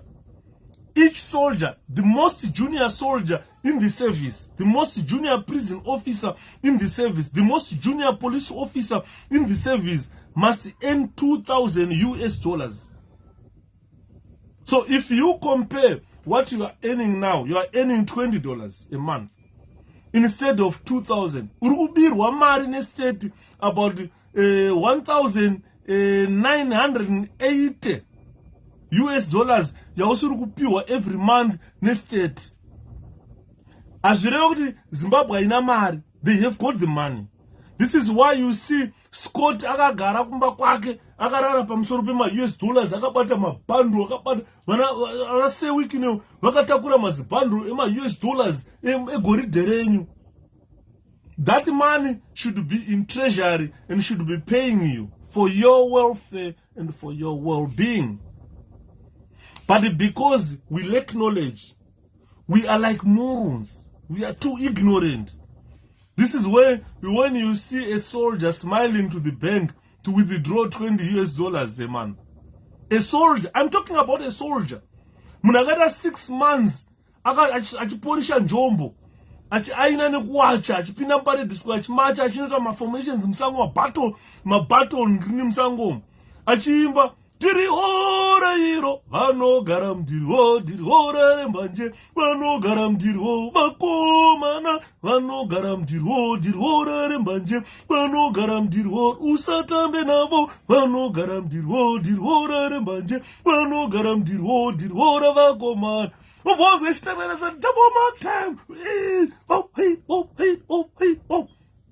Baba, which is Semota Gumbo, soldier. Semota Gumbo. Baba, it's not a joke. What pays up, what sweat or pera or parara. When I go bank smiling to earn $20 a month. Ofambo, what Mr. Check Cora or I'm road, which from Dumawan without him soldier. Stupid, you're a moron. It's very stupid. Okamira soka bara AK assault rifle. Unengone 5 magazine fully charged. Zirenge ziri mapochum. Another magazine H5 kana H6 iri pa foot. Urikulemerwa uchipfura se wiki ne ari kurwane aircon ari mu Rolls Royce ye 420,000. Maria ufano ko uchihora iwe irujwana se wiki neo ari mu Rolls Royce. Achitara, you are very stupid, man. You are very stupid. Mgoma no man. As how are you, brother? You know, this time we are operating via Burumango, inside the yellow, outside the green. Kwakaipa. Unoona msoja akamira akabata AK assault rifle. Chako iwe inyere zausingadya. Uchiremerwa wakamira reziputi mazisimbe kuRussia ya. Wakamira nawo road. Anditi rikona. Kuseni kwacho unoza. Pane imwe yaindirwadza road run so mwe ndairwa nemakuruta yaindirwadza. Ndaitangati ayere hondo ayere ye hondo ayere hondo ayere ye hondo mapako hondo mataigara hondo mikwidza hondo yataimhanya hondo ayere ho ayere hondo ayere ho ayere hondo yo double mark time forward uzo njombo ichirwa paso 3-star njombo inosvika pakupera kutsika neganda renjombo uchishandiswa uchimhanya murodhu chikwira makomo uchinzi prone position go down on a fit up prone position go down on a fit up chiuto ichi Vopoka magazine with a magazine of the ground sending Lord up unload kumana uchirohwa kunzi wewe tukuti unload wewe rukoka pfudwani wewe omborohwa ande uchibviswa civilian chuto ichocho chaunenge uchitraina kupera kwemwedzi uri kunopuwa $20 vanhu vari kupa $20 vana Scott a grade 7 dropout ukaenda kupolisi ukodiwa 5 O levels maths and English. A grade 7 dropout anenge akarara pamusoro mumba akagara sofa rekuti hauri kukwanisa kuritenga. Akarara pamusoro pema-billions of US$ achifamba nemotikari yekuti wakwanisa kuti anenge achikutaura ndokupa food hamba. Takambonza hanzi masoja nemapurisa nemagadheri vachavhurwa zvimakandini zvavo zvavanenge vachitenga chikafu chakachipa. Ndopanotanga kunyatsoona vhurika pfungwa musoja. Vhurika pfungwa mupurisa kana mugadheri. Kuti unzori kuvhurwa chigariyoni mukembi. Kuti iwewo mari yari kuhora unoziva kuti haikwane. Hurumende admita kuti you are earning little. It's not enough. Then vanovhura chigariyoni chekuti chiuye wewe ne$20 yako wotenga chingwa che5 cents. Don't forget kuti ne-extended family uchada pekugara kana uchinge wachembera. Guys, let's wake up. Let's wake up. This is all coming from mining, from ZANU-PF's manifesto, the promise that they made to the people of Zimbabwe. This is why I'm saying it's time to reflect. Are you going to vote ZANU-PF, considering what they promised about mining? Because salary yako iwoga inofana kubva kumaininga. Hurumende inofana kuziva kuti tinotengesa goridhe kupera kwekumwedzi we earn so much. Totora so much tobhadhira masoja edu enough mari. Ndati inini the least paid soldier muZimbabwe must earn $2,000. The least paid soldier anofana kuearna $2,000. Ukaona uri below $2,000, then kuti uri musoja azorema kuti mbobvunzai ndozoona kuZimbabwe achiti vanhu vanogeza chembere kuUK munhu arogeza chembere kuUK kunoku ari kupuwa £10.41 an hour. Ngatingoti ari kupuwa £10 an hour. Akaita 12 hours shift rake anenge achipuwa £120. Akaita 1 week 5 days ari pabasa. Akaita 5 days ari pabasa anenge achipuwa mari kuma 600 or 600 a week. Tikutaura munhu arugeza chembere arikupuwa £600 a week. Ukaitimes times 4 iye arikupuwa 2,400. Kazhinji kacho £2,400 a month. £2,400 a month. Iyoyo it's about kuma $3,000. It's about $3,000. Iyoyo ndiri kupuwa munhu arugeza chembere. Musoja wenyika yeZimbabwe ndikada kubhadhira masoja angu ipapapa pa 3,000 ndikadivide by 20 apa ndinobhadhara 150 masoja angu every month nesalary yanichiora chigeza chembere. Ukaenda kukeho munongosvika kuti Lavi, how are you? Do you want a cup of tea? Or yes, unomubikira a cup of tea. How many sugar do you want? 1 sugar. Wopa chembere yakagara isina mazino yomwe ayo tea ayo. Lavi, do you want to go to bed now? Yes, oh, I'm tired. Can you take me to bed? Obata roko shinyengerera, let's go love. Kuti asadona unosvika pamubhedha umufukidza kumbezi wotopedza woenda kugara pasi waubika tea yako wakunwa £120 yako yapinda.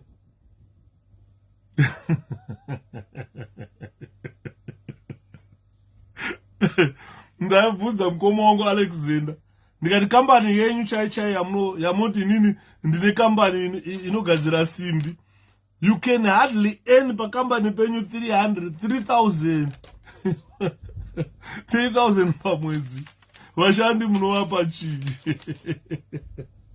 Usati toseka nhamo serugare so kuti masuuto eZimbabwe unoona vari makuru kutosunga mabhande baba kutopfeka njombo kuporisha kuenda kunoora $20 kupera kwemwedzi. You worth more. Nakutaura inini I've got a military background. I've done the trainings. Andinoona training dzedza asi dzekutamba nadzo saka chizona masoja aizoita hasha asi training dzekutamba nadzo dzedzi baba training unenge uchinzi wewe one man task unenge une one man task rako raunenge uchimhanya naro uchinzi ndiye mukadzi wako unovata naye mugumbezi uchimuka uchimuporisha danda dedi one man task. Ukagara paredhisko unogara unaro so uchinzi yawo uri kunzwa sei bata chimoko chako ichocho. Dzimwe umbononyikwa matopo umboroleswa umborutsa woita sei usandaiona vanhu vachidonha unororerani dhaki nemuromo patraining. Wapedza all that training yese woenda wonoora $20 kupera kwemwedzi. Ndakamboenda ndogara chitaura nyaya iyo. Bhururu wangu ari panapa kazhinji anowanzouya panapa handichatauri zita rake. Takaenda kushamba 𝗵𝗶𝗄. Saka tiri ku𝗵𝗶𝗄 kushamba taenda kwabushu kotaita inonzi abseiling yoti unongojamba wabridge so rope uchidzika uchiabseila. Saka ini ndakasvika ini ndisati ndainstructor ndiri trainee zvaindinakidza because I was a boy scout. Saka pandakazoenda manje necrew ndainstructor pana bhururu wangu akachema ndamusungirira ndakatanga ndadisplaya guys kana wakuenda unongochidzika uchisunga svika pasi hapana paunodonha panapa but kana uri padenga wakamira wakatarisa pasi unoti hey ndokusvika here kandonotswanyika musoro. Bhururu ndakamutaurira kati bhururu handei ndamusungirira mai ndadisplaya ndapedza akachema. Zvikanzi shefu ndikati chiko bhururu zvikanzi ndichangobva kuroora mukadzi munyowani apa ndinofa apa zvinosiya mukadzi munyowani.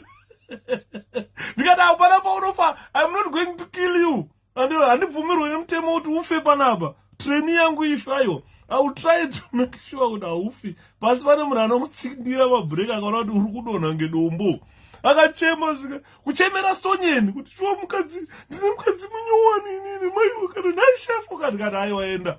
Ndakazopesera ndatora mboma ndakuda kurova kuti enda iwe enda. No training yacho ka.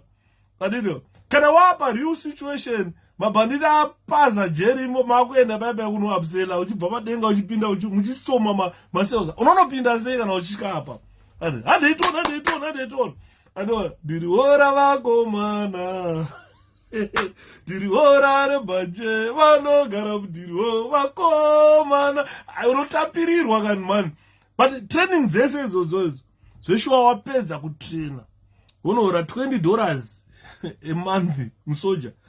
Guys, come on. Let's reflect. Do you need to vote ZANU-PF? Considering what I've said so far, do you need to vote ZANU-PF? This is their manifesto, talking about agriculture, talking about mining. You cannot go into a ballot booth, in the booth, and put your X on ZANU-PF. No. Never. Zviri nani kuno spoila ballot paper rajo pane kuvhotera ZANU-PF. Adimon. Saka, you see that they were talking about retooling capitalization of ailing and closed mines and resuscitation. In 2018, ZANU-PF was talking about resuscitating closed mines. A good example is Radashitaura knows Cisco Steel. They promised that Cisco Steel by 2023 will be fully operational. Until now, let's go to Cisco Steel. Is Cisco Steel working? No. Is it retooled? No. Has Cisco Steel been recapitalized? No. Chichakamboida is recapitalized. Saka, ZANU-PF is bringing the same promise to you to say they want to retool Cisco Steel. They want to recapitalize Cisco Steel. They want to close the Cisco Steel. They want to resuscitate it.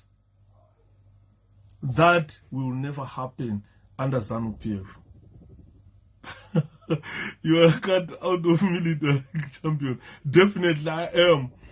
You understand?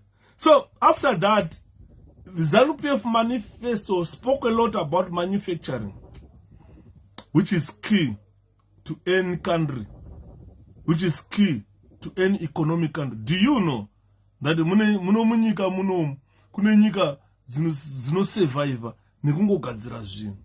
Ndakataura when I was doing quality control. It was about and the project and when I was doing masters in forensic science, it was about quality control project. I researched a lot about quality control. So I looked at Japan. Japan after Second World War. Japan is the only country in the world after Second World War that revived its economy through quality control. Because what happened to Japan is they started manufacturing in bulk. This thing was made in Japan. I know that this is rubbish. Because what they wanted to do is to feed their starving population. So they went into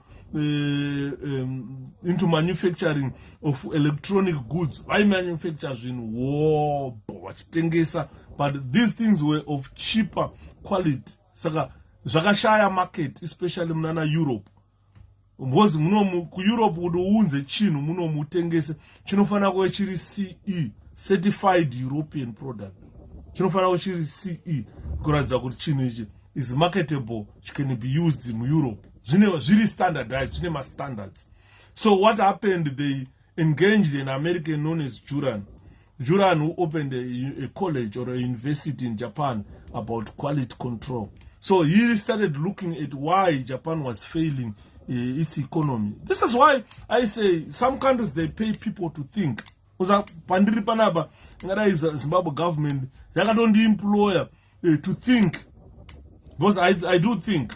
My presentations are no Israel. They ask my presentations where I come from nowhere and start telling you guys, telling you this. No. I think, first of all, what do I need to say to the people of Zimbabwe? What do I need to teach the people of Zimbabwe? So, this guy, Juran, he was like a soldier, I think. He was engaged by Japanese government. Yes, nuclear never took them down. Yes. They engaged this gentleman to come and research on quality control. What do the Europeans want? What do the Americans want? What type of things these people value mostly? This is why you see, ukaenda ku Zimbabwe today, kune motikari dzinonzi Nissan dziya ku present ayo nadzo, long nose, Japanese made long nose aya Nissan aya.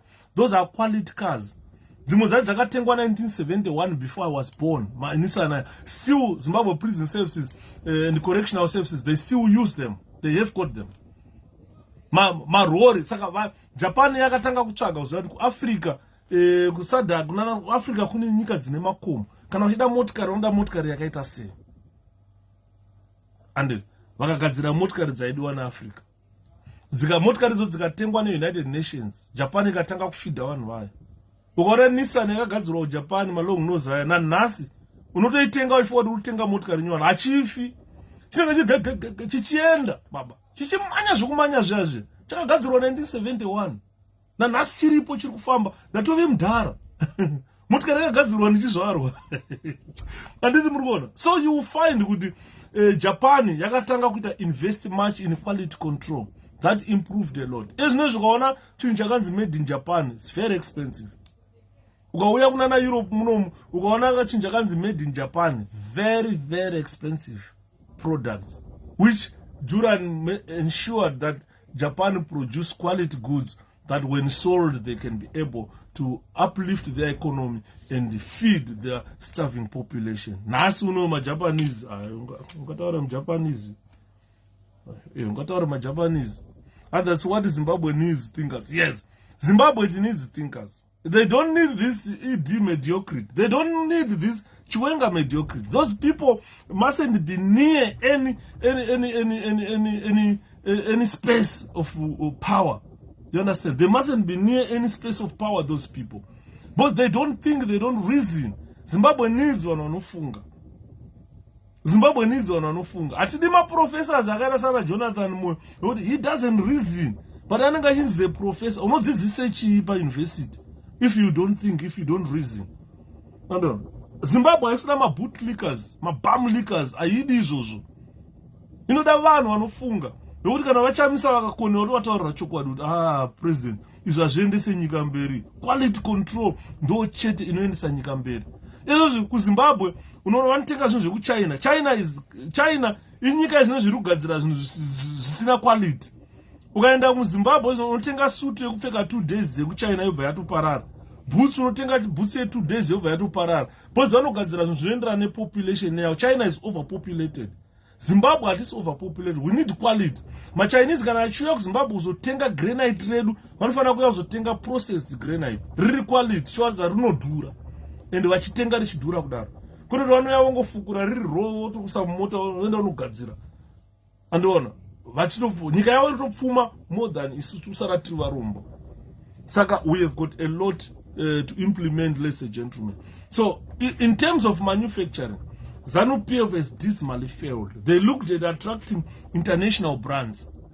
Instead of creating our own brands and sell them outside, like my granite rocks, my black granite, you come toko here. It must be a brand as Zimbabwe. You kana vachiuya zvakafanana ukaenda kuTanzania. Do you know that Tanza mean my precious stones which are found in Tanzania? Those stones are only found in Tanzania. In the whole of Africa, Matanza stones are only found in Tanzania. And they are precious stones. Tanzania, matengesa anodhura matombo aya. Tanzania zvorewa precious stones. Anonzi Matanza acho, precious stones. They are so expensive. Kutenga one soga, nyika indogogomera kutenga. But nyika zhinji dzikuya zichitenga ukaenda na America ukandasa products anogadzirwa nematanza stones, neonomira they are very expensive stones. It's a brand for Tanzania. kana wakuenda kunotenga muTanzania. Ndosakaona Magufuli managed to make Tanzania great because Tanzania ine zvinhu zvayo. Those Tanzania stones are very expensive, precious stones. They are very expensive. Saka muZimbabwe takata rumbu rakanaka, we've got black granite. Ukauya muno muUK ukana mabuildings akavakwa neblack granite richivaima so unoti Mwari makanaka. Ukabvunza hanzi takatora kwaMutoko. kwaMutoko kwacho kwakasara kunei? Kune zvimba zveuswa, vanhu variko havana chavanacho. MaDiamonds chaipo akabuda panhingirina apa maDiamonds pamaranga hana kana chanacho. Vanhu havana kana chavanacho. You understand? Because we have got people who do not think, who masquerade as government, who do not think about Zimbabwe, who do not think about generations and generations of people in Zimbabwe. So what we need now is, we don't need to attract international brands. No. We need to attract international community to come and buy our brands from Zimbabwe. We should be sitting down as graduates, as professors, creating brands. Facebook and it was created in American and Zuckerberg. Ndiye created this Facebook. Imagine they created in Zimbabwe. Here is Zimbabwe. How much money were Zimbabweans gonna make, or that Zimbabwean gonna make? I'm not the only one doing live. Facebook has got about 6 billion people on Facebook paying Zuckerberg money. He makes money, that gentleman. So we don't think, we don't reason. We should be sitting down, reasoning, creating brands. But we've got a political party that believes in attracting international brands. They want to attract Adidas to come to Zimbabwe to sell, to create, to sell, to come and do business in Zimbabwe. We had GD in Bulawayo. Nakutaurirai. Mwana 𝗕𝗵𝗂𝗵𝗵 ndakati, I don't know why people vachiregerera 𝗕𝗵𝗂𝗵𝗵 achingofamba muHarare vasingamurove munhu yawo. Kana ngofamba muBulawayo vasingamurove. Akatora company yegadzira boots dzainzi GD. Waiti ukaya kuUK boots idzodzo dzaidhura. You couldn't afford to buy a GD shoe in London. Andinokona. MuZimbabwe dzaigadzirwa muZimbabwe kuBulawayo dzainzi GD shoes. Yakari genuine leather. Yaiti kagadzirwa ndodzaitengeswa 𝗪𝗲𝗂𝗵𝗵 muLondon. One pair of shoes yaitengeswa kuma £6,000 pair of shoe 𝗪𝗲𝗂𝗵𝗵 muLondon. Boots dzainzi GD dzaigadzirwa kuBulawayo. But Chiwenga Chiyangu akatora akaparadza that company. Ndakaenda kunonzi Costco.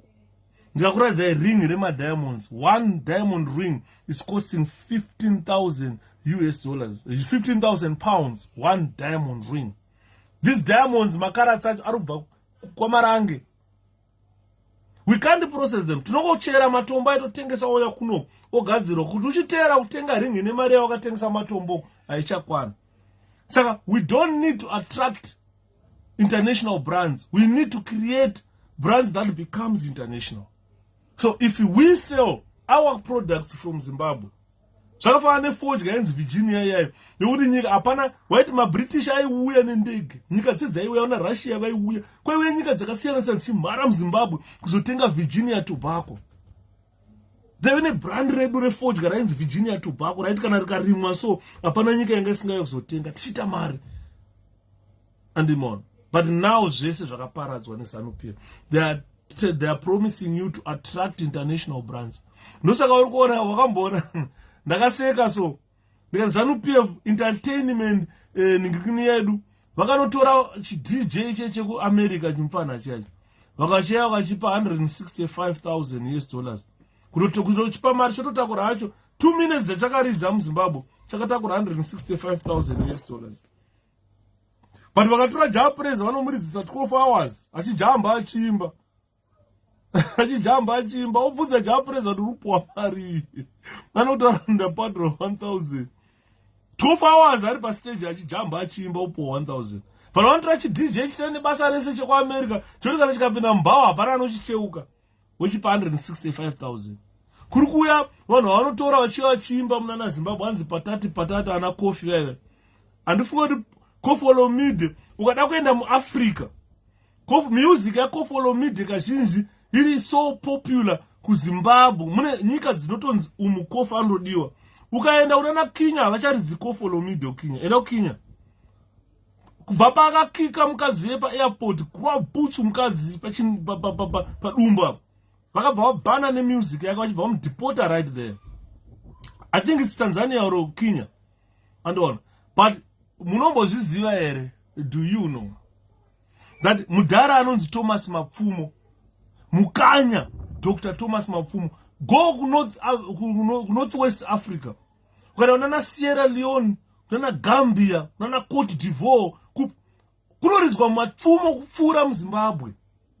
Thomas Tafirenyika Mapfumo is an international recognized musician, better than vana 𝗕𝗲𝗵𝗿. Mapfumo anoridzwa kuGambia, mapfumo anoridzwa kuCote d'Ivoire. Ukaenda muNigerians ndakamboona muNigeria achiti iwe, which song is that Thomas Mapfumo? We like Mapfumo's type of music. Anoridzwa kuWest Africa kwese Thomas Mapfumo anodominate music yake ikoko. Avanzo zvaanoimba but anodominate ikoko. Andimona. Saka you see that if we are talking about manufacturing, 𝗧𝗵𝗶 is promising things that are impossible, things that do not move Zimbabwe forward. And I've spoken about quality control in Japan. That is so the current Japan economy being centered. Andimona. But once retooling and modernizing technologies in manufacturing, taivena contextiles vakavhara. Machira nanhasi atiri kupfeka kunana UK akagadzirwa kuZimbabwe contextiles. Machira aitengeswa kunana Mozambique Zambia, they came from contextiles. But that contextiles closed. It closed. Zimbabwe's niche in SADC industrialization strategy. But Zimbabwe was the hub of industry. Why? South Africa started having more industries than Zimbabwe. It's because of the sea. It was easier to export things from South Africa to other countries because of the sea. But if you look at Zimbabwe, it was an economic hub of SADC. Why? Because of its position in SADC. For a person in Namibia to go to Mozambique, the shortest route is through Zimbabwe. For a person for any business to be held in Mozambique or Malawi, Malawi or Tanzania or DRC, the shortest route is through Zimbabwe. So strategically, God put Zimbabwe at the center of SADC so that Zimbabwe can benefit from any country in SADC. Botswana kuti vaende kuMozambique padhuze vanopfuura nemuHarare. That's the easiest route. Vanopfuura nemuZimbabwe. Saka Zimbabwe is it is strategically positioned in SADC to be the economic hub of that continent. And it Saka uchiona tichitaura kuti we are failing to employ people who reason, people who think, people who want to create Zimbabwe a brand. The name Zimbabwe should be a brand on its own. And more. Saka tikatasha production and value addition zero. 𝗧𝗵𝗶 never looked into that. Research and development, that is the only country in the world that does not fund research and development.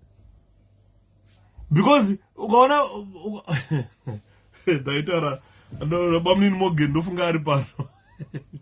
Mogiza, remember tichitaura about research and development. Tichitaura tikati. Zimbabwe is the only country in the world that does not fund research and development. Ukaona graduates arubva pa University of Zimbabwe, my lawyers. That is the only country in the world that has got a university which produces more lawyers than researchers, than people who research, than engineers, than people who do research and development. Panobama psychologists, the University of Zimbabwe is full of my degrees, my degrees in psychology. Tudama engineers. Tudama engineers. Ukada utarisa kuti ma bridge akavakwa muZimbabwe, Bechnaf bridge rakavakwa rini, Otto Beit bridge rakavakwa rini. But we have got engineers who have never been in research and development to try and develop bridges. Tukuvaka zvimudhuri zvekuvaka nevhu kuti ma bridge. 2 days yakukurwa nemvura. bridge ngariwe ma-overhead ma-bridge. Enough bridge there, ingadaitine more of those enough in our country. But we lack research and development. That means Zimbabwe cannot build a secure knowledge economy. We don't have that. Zimbabwe lacks commitment through budgetary to allocate money for R&D, research and development. ZANU-PF put it that they are going to put money in R&D, which they never did. 5 years down the line, we still have no research and no funded research development. And in Mrugona, they spoke about export orientation. What are we exporting when we don't produce? We don't have manufacturing industry in our country. We don't produce. Tukupfeka tubhutsu tunobva kuChina. Bhutsu kuChina kana da size 10. Itoenda kushop, usahodha uri kumba. Enda kushop unoedza. Bo size 10 yekuChina inenge iri size 8 yekuZimbabwe. Ukatenga shirt size 16 yekuChina, ruoko harupinde. You need to be there to look for. Ukaenda kuChina ndopfeka 3X's, 3 ma-X. Hanzi mkoma ZANU-PF inorwadza ngachironda chekensa. ZANU inorwadza. Andimona. It's a very political party isina interest of Zimbabwe at heart. So when they talk of manufacturing, they are like daydreaming. We go into a very important point that ZANU-PF put in their manifesto. They spoke about energy. Apana nyika ino survive without energy. Ndosaka uri kuona varungu pavakauya muZimbabwe, the first thing that they had to do is to make sure they do energy production. Opening the sector of a business, there is no business that can survive without energy. So they wanted to open the sector of a business, but Zimbabwe does not have energy. They said they were going to reduce licensing fees for independent producers. That is nothing. They never did it. They said they were going to increase the power generation capacity from the current 1,800 megawatts to 3,000 megawatts. So let's call ZANU-PF people, Mdara Zenda Alexi, nechimdara changu choda kugamba shingo mhanya muroad, ndakati mdara uchangodona wofa iwewe ponela. Kuti Zimbabwe was producing 1,800 megawatts, which went down pawanga wakutaura kuti yaoma Zambezi River. They wanted to make sure that we've got 3,000 megawatts against monthly national consumptive requirement of 2,200. So they wanted a surplus of 800 megawatts. Load shedding. So let's ask ZANU-PF why 5 years later, after you made this promise, we still have load shedding in our country. Why? Because they thought this could probably eliminate load shedding. They promised us 5 years ago that they are going to eliminate load shedding. Until now, we are still suffering from load shedding. They wanted to reduce energy tariffs. Takatoona zesa yinzuri kukwidza mitengo yemagetsi. Magetsi asiko. They wanted to reduce fuel price. They promised to reduce fuel price. They wanted to embark on national solar farming projects across the country. And they gave that project to 𝗧𝗵𝗿𝗵𝗵, who did nothing, who is being paid by ZANU-PF $580 million for this solar farming projects, which never came. Mari ziri kungodyiwa. They wanted to create exportable energy surplus. Takanzwa Mnangagwa achitaura. Zvikanzi vachitaura Marakashi. Zvikanzi by 2023 Zimbabwe inenge yakuexporta electricity. We are yet to see that. Kana zvinzi pane inonzi failure. This is what we call failure in terms of energy. They were promising us that by 2023 we will be exporting energy to other countries. Instead, we still have load shedding. We are importing energy from other countries. What happened to this promise, ZANU-PF? Please come tell people. They spoke about rural electrification to support rural industrialization. This has been talked about. It's a much talked about topic since 1980. Tichenda kuhondo vaivepo nguva dzehondo kwaitukaitwa mapungu ayayo kwaiparidzwa kunzi kupera hondo ichingopera first 5 years dzedu tichakuisirai magetsi kuno kumaruwa, tichakuisirai tara kuno kumaruwa, tichakuisirai madhamu, tichakuisirai mapombe emvura. Kana unga usipo nguva dzehondo ndiwo unonyeperwa nezano. Isusu taivepo takazvinzwa zvitaurwa, vana mai vedu vachiunganidzwa usiku, vanhu vakaunganidzwa vachiadreswa, tauya vana baba tiri vana venyu tiri magandanga. Andimona chatiri kurwira nechekuti kunoga kuna rodhi kuno toti muisirwe tara inosvika kuno ichipfuura ipo. Pano pamusha munofanira kuita magetsi panapa. Magetsi aripo varungu havasi kuisirai magetsi. 43 years down the line, those promises are still there. Now they are promising you rural electrification. From 2017 up to now, they never electrified any rural area. Vanhu vakumamisha vakapromiswa mamodern flats, ana chiwenga tichavaka kumaruzevha maflats muchigara mudenga. Imi vanhu imi munotorwa senge vanhu vasina zvavanoziva in life. MaZimbabweans otorwa like fools. Andimona, up to now we don't know what happened to rural electrification to support rural industrialization. Andimona, since 1980 Mkoma John, they were saying this. They came to you in 2017 and say, we are going to encourage investment in exploration and extraction of fossil fuels like methane gas and the exploration of coal to liquid fuels.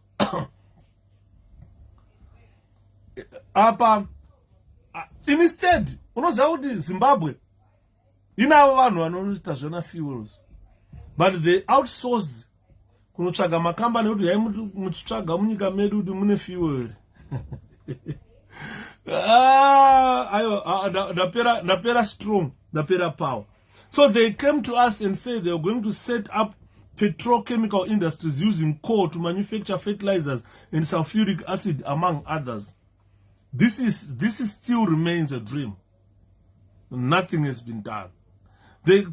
From energy, manufacturing, mining and agriculture. That means agriculture, mining, manufacturing and energy. We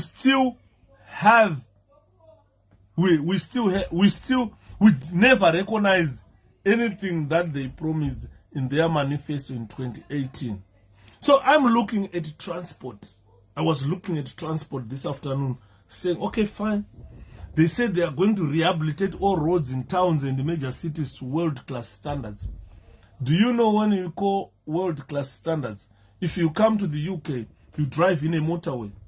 I've said for the past 43 years, Lomagund Road from Harare to Chirundu must be a motorway. That is world-class standard. Where you go into an exit, join, you will know would exit a banget, could you pin the banget location, unobuda exit yakati. Could you ende kumtora shanga, unobuda exit yakati. Could you ende unobuda mchinoi, unofana ubuda exit yakati. Could they should be known by now. And more. They never upgraded our roads and our cities. Ukaenda kuchitungwiza akusina road. You can't drive around chitungwiza. Kuchitungwiza untoda tractor. Kana nemotikari ma 4x4 chikoka maspringa. Amusina road in location. They were talking about rehabilitating those roads. They created an organization they call Zinara, which collect mari the road, and they've never repaired any road so far. And more. This is 2017 promise. 2018 manifesto that is ZANU-PF used to go into 2018 election. Until now, they never fulfilled anything. They were talking about rehabilitating railway network system, including around industrial areas. You put a full stop there. Hakuna nechitima chacho mawagons acho hakuna. Misoro yechitima hakuna. They were talking about rehabilitating railway network. 5 years down the line, they never touched that railway thing. They never said about it. They are coming back. I want to see their 2023 manifesto. I'm visiting a 2018 manifesto. This should have been done in the past 5 years. By now, they should be pointing to us that, look, we rehabilitated railway network. There it is. Kuma industries, kurutakurwa zvinhu railway, there it is. Akuna. They should be pointing to us that they rehabilitated major cities, roads in major cities, Harare, Bulawayo, Mutare, Chinoi, Gweru, Masvingo. There is nothing like that happened. And on. They said they were going to construct a new railway network system. There is, today, 5 years down the line, there is nothing like that. They never connected any province by railway. By now, ingada chikwira chitima, kubva mu Harare kuenda ku Karoi, kubva ku Karoi kuenda ku Binga, kana kuenda ku Lupane, Vic Falls, ingada chienda nechitima kwese ikoko. Akuna. They never built any railway network. Akuna. Echitunguza, Harare chitunguza chaicho, which is less than 20 kilometers. Apana. My towns, they are not linked. Neighboring countries, we are not linked with any neighboring country. And the one. Taifana uti nichibva mu Chinoi kuenda ku Lusaka ku Zambia anofanana ndiri muchitima. Azviko zvese izvozvo. Saka they promised to do it in 5 years. Up to now, they delivered nothing. They wanted a reroute of all roads, major roads, towns in conformity with the new national transport setup. This is why we are saying we need a new government. They spoke about rehabilitating ancillary transport infrastructure, that is road signs, road traffic lights, street lighting, stormwater drainage systems, including creating and maintaining servitude lanes areas as necessary. They went on to say they ensure two fields income from Zinara are put to proper use. They want to reduce through gate fees. I think 2-3 weeks ago, they increased through gate fees instead of reducing them according to their manifesto. They want to reduce the vehicle registration fee. They recently increased it. They promised to reduce licensing fees. They increased it. They promised to reduce import duty for passenger vehicles. You cannot import a passenger vehicle in Zimbabwe. Unofane ku import. And they promised to reduce import duty. They never. All the country's domestic and international airports will be functional. Unobva watomira kuda full stop. Kuti functional airport yatinayo muZimbabwe ndeipi. Modernization and well equipped with the latest machinery and technologies. Hakuna ukaenda paHarare International Airport pa hakuna modern equipment iripo. Azvitoshandi magetsi acho kunenge kusina. Hakuna. Vanhu vanenge varipo vacho vanenge vasikatora vanoshandisa matochi zvakavharana. ZANU-PF nyika yakavharwa. They promised to modernize border posts in line with the contemporary and international trends. They promised to rehabilitate national railway system. They promised to build sub-regional railway networks for an exporting economy. They promised to re-establish Mozambique as our new gateway to international markets. They promised to propose new sub-regional routes include Lions Den Chirundu to Kafue railway line linking Zimbabwe and Zambia, Harare Nyamapanda, Mozambique, Mwatizi railway line linking Zimbabwe and Mozambique, Bedi Bridge Chikwalakwala, building a railway link to Makuze in Mozambique, and the construction of 𝗪𝗶𝗄 to shorten our routes to European markets. ZANU-PF daydreams. They went on to speak about the dualization of major roads, starting with the Bedi Bridge, Harare Road, Chirundu Road, and the 𝗪𝗂𝗂 Road. For the past 5 years, they just resurfaced the 200 kilometers of Bedi Bridge, Harare Road for the past 5 years. So for them to do 400 kilometers, they need 10 years. That is mediocrity. That is total failure. They went on to promise us water and sanitation. They say safe and sufficient drinking water and sanitation for the citizen as a right conferred to them by the Constitution. Water purity to meet WHO standards. Nasi, naitonzwa kuti vanhu vafa kubudiriro nekorera. Kuratidza kuti hatina pure water to drink. We've got contaminated water. That this water, they promised us that they are going to look into safe and sufficient drinking water by 2023 from 2017. Up to now, nothing has been done. A national rehabilitation program of all water purification plants, atina a working water purification plant. Ukaona mota mvura iri kupambwa nezinwa kubva kuJeffrey kupinda muHarare, haisi mvura yekunwa, kaivhura so anenge ari matuzvi. And some projects that will be completed in pursuit of this object include 𝗧𝗵𝗿𝗀 Dam, Mutange Dam, Kunzvi Dam, and 𝗧𝗵𝗿𝗵𝗔 Pipeline Dam. Hakuna zvakadaro, hakuna zvati zvaitwa. They wanted to capacitate zinwa, ndo kuri kulutwa mari neZANU-PF. They wanted to increase water reservoirs, which are not there. They promised to establish high capacity boreholes in each and every community. Nothing has been done. They promised to embark on water harvesting program. Nothing has been done. They promised to reduce water charge. Even mvura ikai inongodona kubva kudenga mahara. Mwari wandazvishamiso. We don't need to buy water from God. Inonaya yega wo chenyu kuCapture chete mvura. Nekuigadzira kuti kana ine ma-impurities vanhu vamwe mvura yakachena. Zvarema izvozvo. Imagine dai ZANU-PF yainaisa mvura. Kuti mvura yainaya here muZimbabwe. Dai Mwari weZANU, mvura yainaya here muZimbabwe. It's a very good question. Ask Mnangagwa. Kudai Mnangagwa uri ndiwo une control yekunaisa mvura. Yainaya here mvura muZimbabwe. Andifunga kuti for the past 40 years mvura ingadai ichinaya. Ingadai kusina. Ingadai yakatopera kubiwa, ingadai kusina. Andimona. Saka, these are promises that were made by ZANU-PF in 2018 election. Until now, nothing has been realized, nothing has been recognized.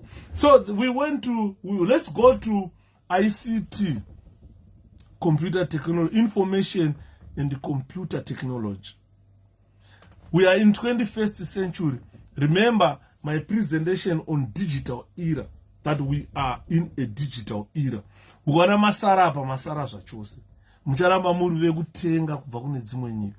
Ukaenda pamafoni apa ma-app tikuita ekutenga kubva kune vamwe vanhu vari mauniversity ari kugadzira ma-app, dzimwe nyika dzigadzira ma-app. Unogona kushaya kana one app yakadevelopwa muZimbabwe. That means we are lagging behind in terms of information and computer technology. That means if I tell about liberalizing the airwaves, they were talking about expanding mobile networks. This was only done by Nelson Chamisa and no one else.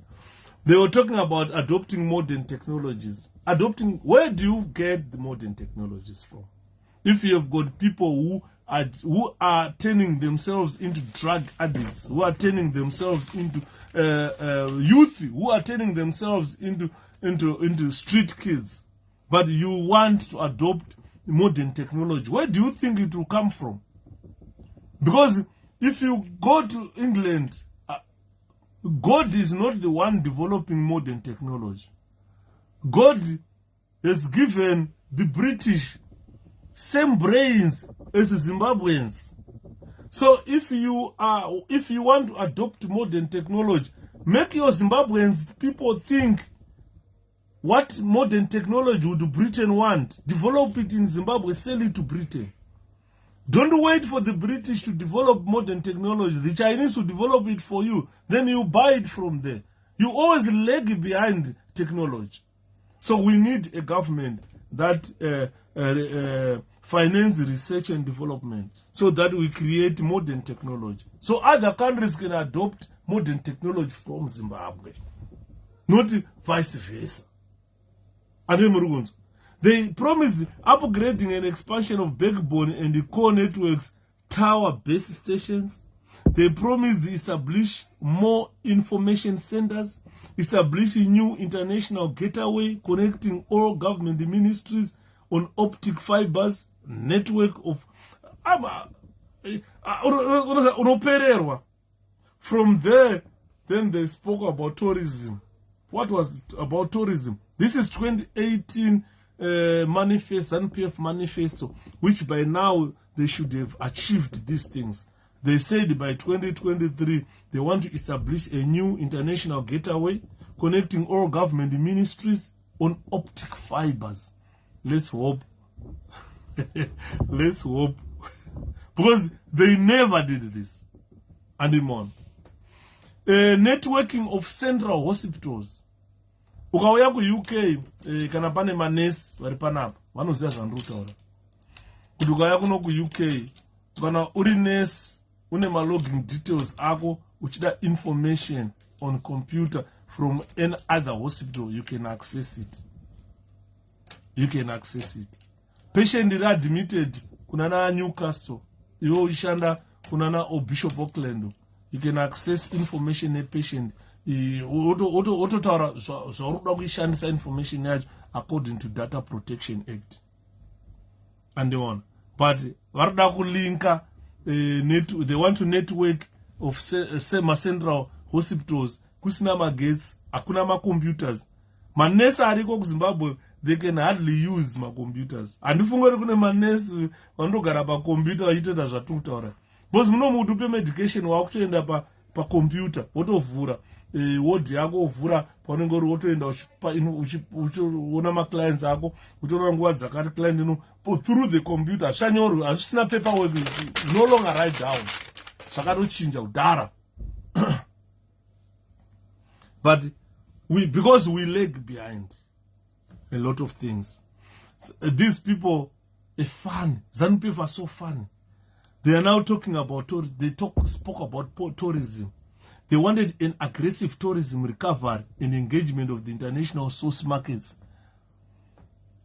They wanted to target, they said they target to grow new markets in non-traditional source markets in China, India, and Belarus countries. Recovery of growth volumes in the traditional Western markets. Nyika yakaita seDubai yakataura kuti hatichada kuwesta mari tichingoinda kunyika dzeAfrica tourism. No.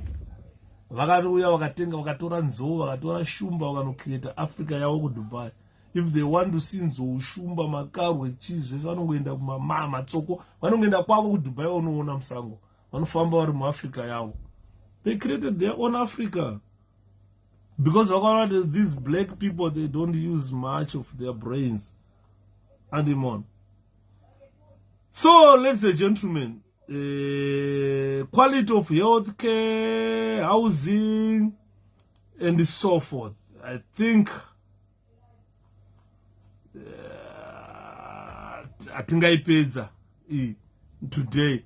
Let me leave it for tomorrow. Because 20 past 3. 20 past 11. So let me come tomorrow. We continue with this. Let me finish the financial services. Then we talk about world-class social services tomorrow. This is their manifesto of ZANU-PF. They spoke about housing. ZANU-PF will put an end to irregular allocations of land and development of shanty towns by the MDC-controlled councils. So we will look into that tomorrow towards sustainable development, indigenization, and economic empowerment. They promised us a lot of things. Poverty eradication. They promised to transform rural communities, creation of more social safety nets, increasing budgetary allocation for social welfare, food for work programs, improved access to basic. Muno mu UK muno mamuna food for work. Unotoda izwa wakagara panavo, hey, tine chikafu kuno kwada chikafu ya mtore mudye. So quite a lot of things that we are interested in looking into tomorrow. Especially workers, the aged. What is ZANU-PF promising with aged people according to Section 82 of the Constitution? Elderly who are above 70 years have 3 broad rights, which include right to receive reasonable care and assistance from their families. Instead of from their government, they are pinning their families. So we will look into this manifesto one by one tomorrow. Kakataura about restoring dignity and see where we can reach. Ladies and gentlemen, for tonight, tataurisa regai ndisiye nepamangwana ndisandasiya pamangwana regai tibairire kedu kekupedzisira ndiri hora vakomana ndiri hora rebanje vanogara mudhiriwo vakomana vanogara mudhiriwo ndiri hora rembanje vanogara mudhiriwo ndiri hora vakomana zvakwauri muZimbabwean kuti if you reflect on everything that I've stated right now according to ZANU-PF manifesto, are you going to vote for ZANU-PF? Meaning that you know, andina kana hama ichavotera ZANU. Izvi ngataurire hama dzedu kumusha kuti tererai 𝗕𝗵𝗵𝗫 achitaura about manifesto yeZANU-PF 2018 kuti patasvika pa2023 election, make a decision. Don't vote ZANU-PF. Vote President Nelson Chamisa. Vote 𝗕𝗵𝗵𝗫𝗀. Izvi zvandataura izvi, ZANU-PF will never achieve this even in 1,000 years. They will never achieve this. These are promises that have resurfaced for the last 43 years. And if you look at in their manifesto this year, the same promises are there. Let me try to find their manifesto. Then I'll come to you and point to you. He point in ndakamboinzwa 1985. He point in ndakamboinzwa 1990. He point in ndakamboinzwa 1980. When they were talking about the future of the country, to say these youngsters are going to they are the leaders tomorrow. We are 50 something years old. We were supposed to be leading now. Are you a leader? You are still being led by someone, and 8 years, Argunze at 75 must be taken care of. Dirihora vakomana, dirihora rembanje vanogara mudhiriwo vakomana. Vanogara mudhiriwo, dirihora rembanje vanogara mudhiriwo musatambe navo vanogara mudhiriwo, dirihora rembanje. Good night, good night. Murare zvakanaka na 24 minutes past 11. Izvozvi vana veZimbabwe toenda tonokushta tosangana mangwana naye. We continue with the third part. That will be the last tomorrow combined. Let's encourage people who are part 1, part 2, and the part 3 of ZANU-PF manifesto in 2018. Then let's come up with a decision to say, are you going to vote ZANU-PF in 2023, considering what they promised in 2017, which they never fulfilled. That in a reflection. Let's use Gibbs model 1988, where you would describe the situation, where you talk about the feelings, where you evaluate everything and then analyze it before you give a conclusion and put an action plan. Action plan, I've stated it right now, that the action plan is never vote ZANU-PF. When elections come again on the 23rd of August, we are going to vote 𝗕𝗵𝗵𝗫, a different political party with a different leadership. Then we move forward. This is when we can recognize that these promises are implemented. They will remain Zimbabwean promises. These promises are coming from Zimbabweans with the passion to see ZANU-PF delivering. Unfortunately, they are showing a dead horse that will never develop, that will never provide any development to the country. So for tonight, I say good night. Turara zvakanaka naye. Turara tichifunga kuti mangwana taurai munyasha zvakanaka mukoma njesi zvakanaka mwana wamai. Saka ngatiendei tinozorora torara mangwana tenge tiri panozve tichipedzisa iyi nyaya yatatanga. Aziya watanga iho ihuru nyaya yacho ihombe. Good night.